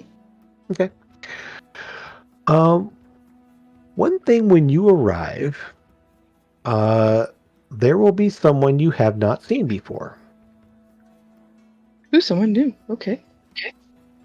So when you arrive there will be a human? Maybe? It's hard to say exactly. It's human looking, for the most part, the appearance there. They're wearing kind of the vestments there, but you'll see that rather than the vestments of Palor or Foltus, these have insignia of Bahamut. Oh, And as you look at them, there's something off. I say human because you think human-ish, maybe? You'll notice that their eyes and, well, their hair is almost metallic, silvery white.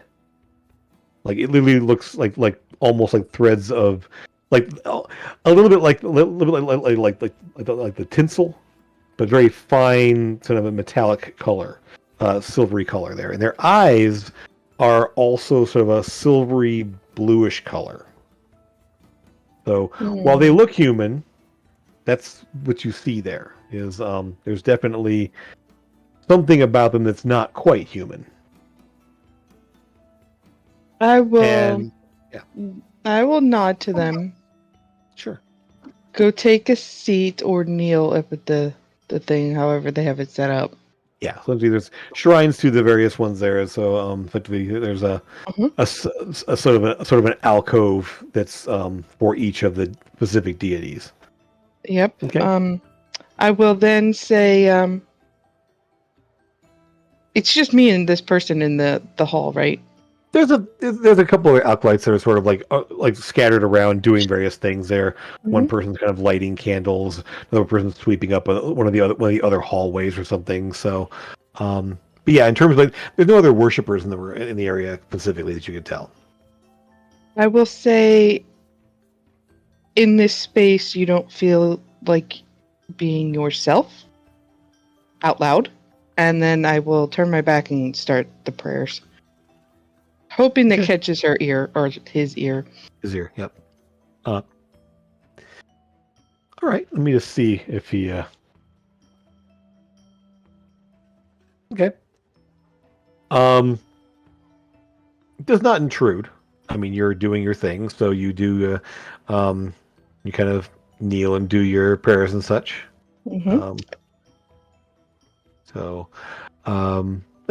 He doesn't step up and say anything. Just kind of, and you just kind of have your moment of peace there. Yeah, and then I will go. Noticing that he decided not to come into the private areas, I will go over to him and introduce myself. Sora, Necroxis. Yeah, I have heard of you, yes. How? How have you heard of me? I'm Oh. not that well known. You've been here a number of times, and the other priests that work here have spoken with you, and they've told me of you. Yes. Okay, that's awesome. So where do you normally come from? Oh, a lot of different places. Um, I have found myself traveling for quite a long time, and it is good to see you. Um, um, I know that there's much in the world that needs to be done, and so I find that more of the faithful, more of the people willing to do those things that are required, is beneficial for all. And Yeah. there's an accent you cannot place. It is not. Okay. It doesn't fit with any one location you've been to. It doesn't sound, and he's not speaking Draconic, at all. Very okay. He's speaking Common, but in a strange thing there. Give me an insight check. You're not Going great to at those, ask but you for that anyways. But okay. yeah, I'm not great at them. But But I you didn't rolled do okay. bad. I mean, there is no there is no sense of hostility. There's no sense of um of any. He seems very calm and peaceful in his demeanor, and he's not like questioning you in a way in any way. Just seems to be calm and as far as you can tell, truthful in his words. Okay. Seeing as you're a believer of Bahamut, is there anything that you know of that I should be looking into? Maybe something that is a little bit above your station, seeing as how you're here and I'm an adventurer. Of course, we travel in different circles, but I would say at some point those who have more the word I'm looking for here, and he says in Draconic, more forthrightness should travel to Drakal. Something must be done. Yes. I believe you are correct. I have a small measure of draconic blood in me. Not enough to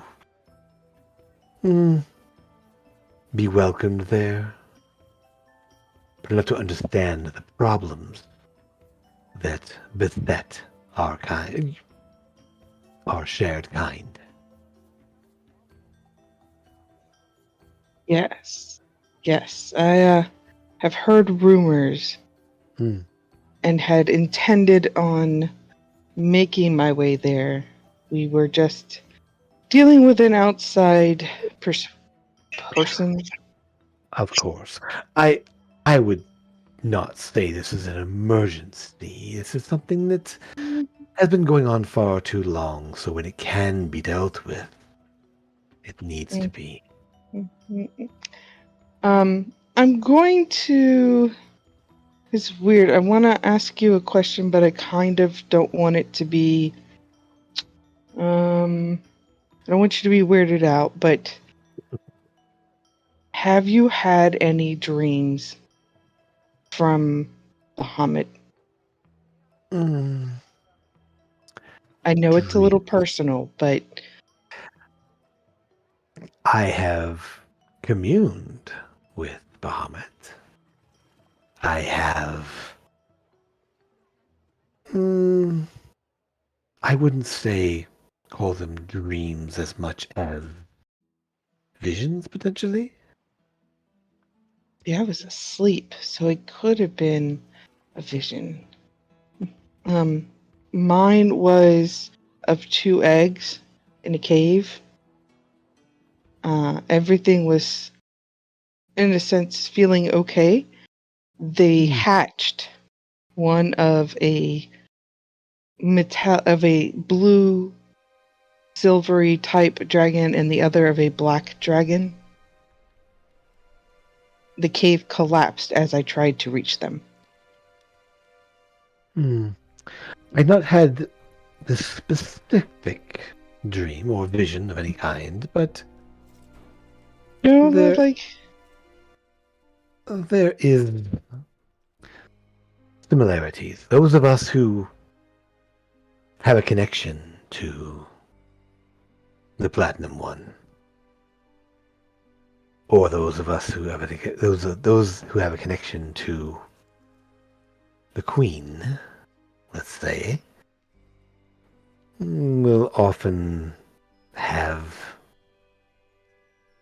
visions of the sort. There's a number of interpretations.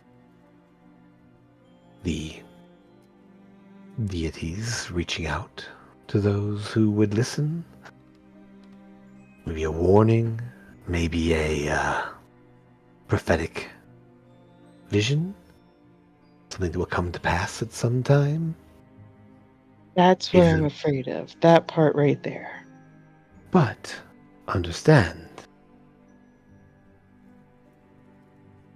if they are returning, that consider itself a good thing.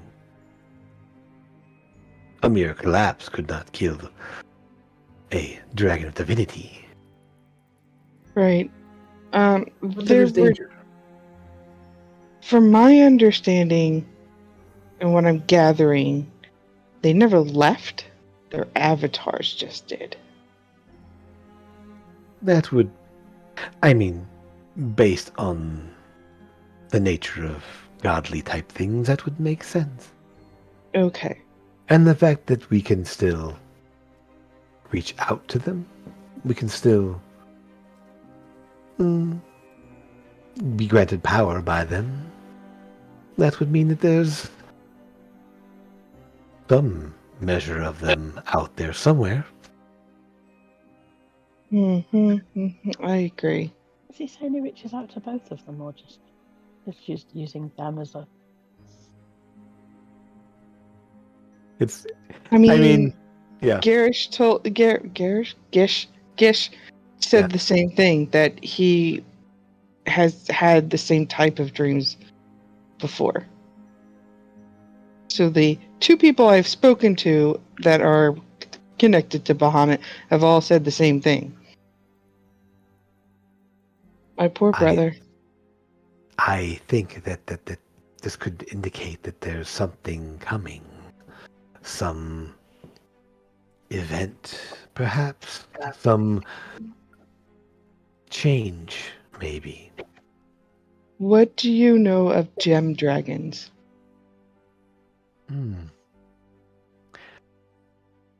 I came across them in a book.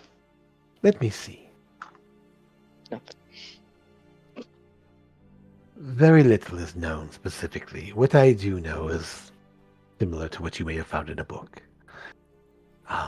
They are reclusive, they are psionic, they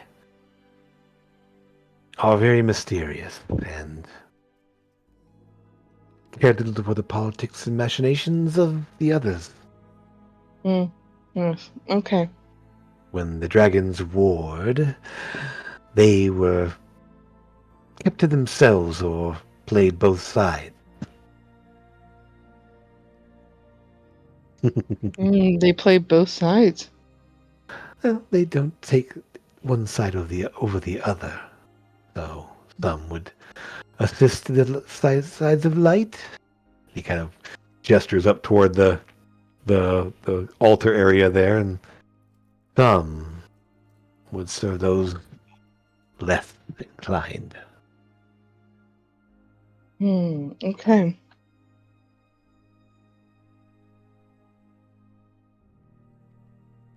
All right.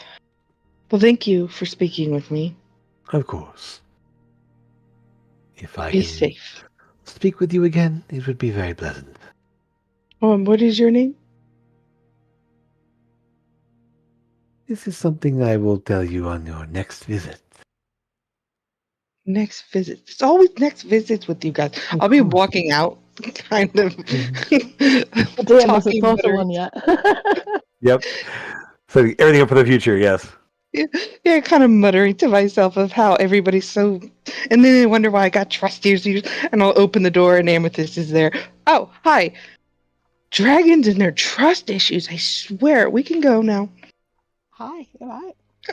No, I know, right? Dragons and their trust issues.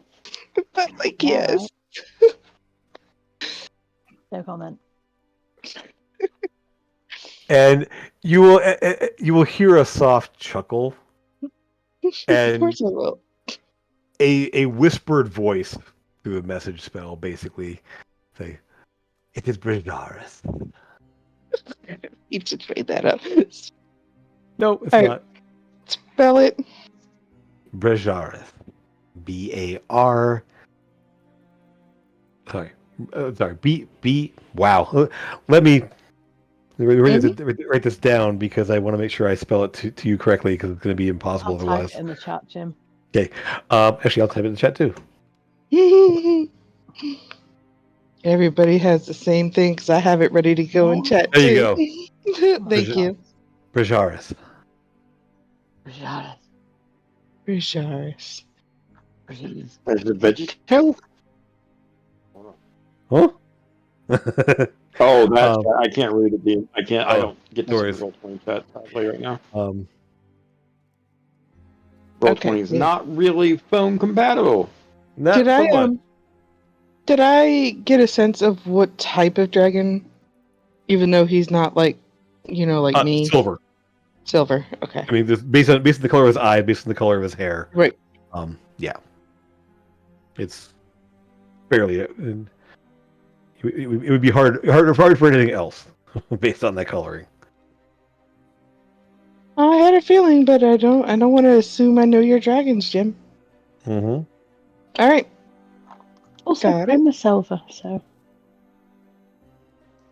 lots of metals are actually silvering. Mm-hmm. There you go. So pretty. Okay. All right, Amethyst. Where do you want to go, or do we want to go back to the tavern? Can you hear me? Again. Yeah. Okay. We can probably go back to the tavern. Okay. Okay. All right. So, anything else for tonight? Anything else before you guys have your final things of the evening?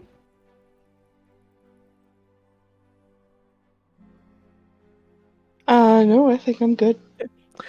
Lucas can drop off Eldon and then go head over to Elendra's place. And Eldon's like, "You're not coming with me? What do you mean? That's weird. You're in two places at once. Hammer froze 2 places Yep. at once. That's great. I love it. Computers crashed. Yeah, just broke me out there for thinking there. I'm like, wait, what happened just there? So, yeah, Eldon's like, fine. You go and have you go and have have good relations and enjoy yourself and we will meet you in the morning, bright and early. Yes, have fun. I will. Swear this And- gremlin from tonight, guys. Yeah, this is a crazy Mhm. stream here. We've been having You got it. all kinds of problems. So, all All right then. So we are going to in the morning. One thing I want to preface here is that this sort of I'm going to push this out where this would happen a little later on. I realize like it's only been a week and you're already getting the quest stuff here. So well, this all took place over a good amount of time. They're happening all at once here. This has been taking place over the course of a matter of weeks, if not longer. So you do have the option here as well. Those of you, who will also want to check in with the Falcon Wing Academy? You guys wanted to do some training? Was that Amethyst and Torben, I believe? Yeah. Okay. I'm definitely gonna. Okay, so you can set that up throughout the course of the day there, and we're going to spread this out a little bit so it isn't all happening at one time, essentially. So these little meetings and things that are going on here are happening over the course of a matter of weeks. And so these little tidbits we've been having here have been taking place not all in one day. So we can spread things out there, do things little by little, and find out more information as we go here. But we'll just go ahead and say that Amethyst and Torben, the techniques that you're trying to learn, things there, they kind of show you the techniques, spend a day or two kind of really like, here's how to do it, here's some training, here's some practice, and then here are some things to do on your own until you have it completely completely ready for use, essentially. So just like Lucas took a while before he actually got the resilient feat, he got the training initially, and then took a little while before it actually happened. So it'll kick in here, probably by the next session, but which is take place a little while down the road. So I would like, in the intervening time, for you all to give me an idea for a crew member that you want to recruit. So, each individual person individually? Yeah. So essentially, like, talk amongst yourselves and everything else, but essentially what I'd like you to do is like go ahead and you don't need to make up the entire NPC, but just like what person, what role, what are they? Give me a race, and what role they'll be in. But that way, it's a little less of me supplying you with a crew member, and you sort of finding people that you would like to bring in. Mm-hmm. So don't think of it as a whole second character, but kind of like a second character. They won't be your level, but they're going to be competent at what they do, and so they are going to be just like a crew member. They're going to have some skills and some stats that I will then add on to them as you go. But some ideas of what you want to see in your crew, what you like to see in your crew member. And I will supply the basics essentially. So your deck hands and everything else will be there. But and if there's any roles you don't come up with, I will add in some folks there as well. But call that your homework for the week. There is send me a crew member, and I will add it to the list there and get them on board. So we are just about out of time for today. I know we had a very loose sort of kind of refocusing episode. But next time we're going to be investigating a manor house, filling out a crew of folks, potentially playing with some coins. So we have those things all available as well, and then kind of delving into some stuff from that point.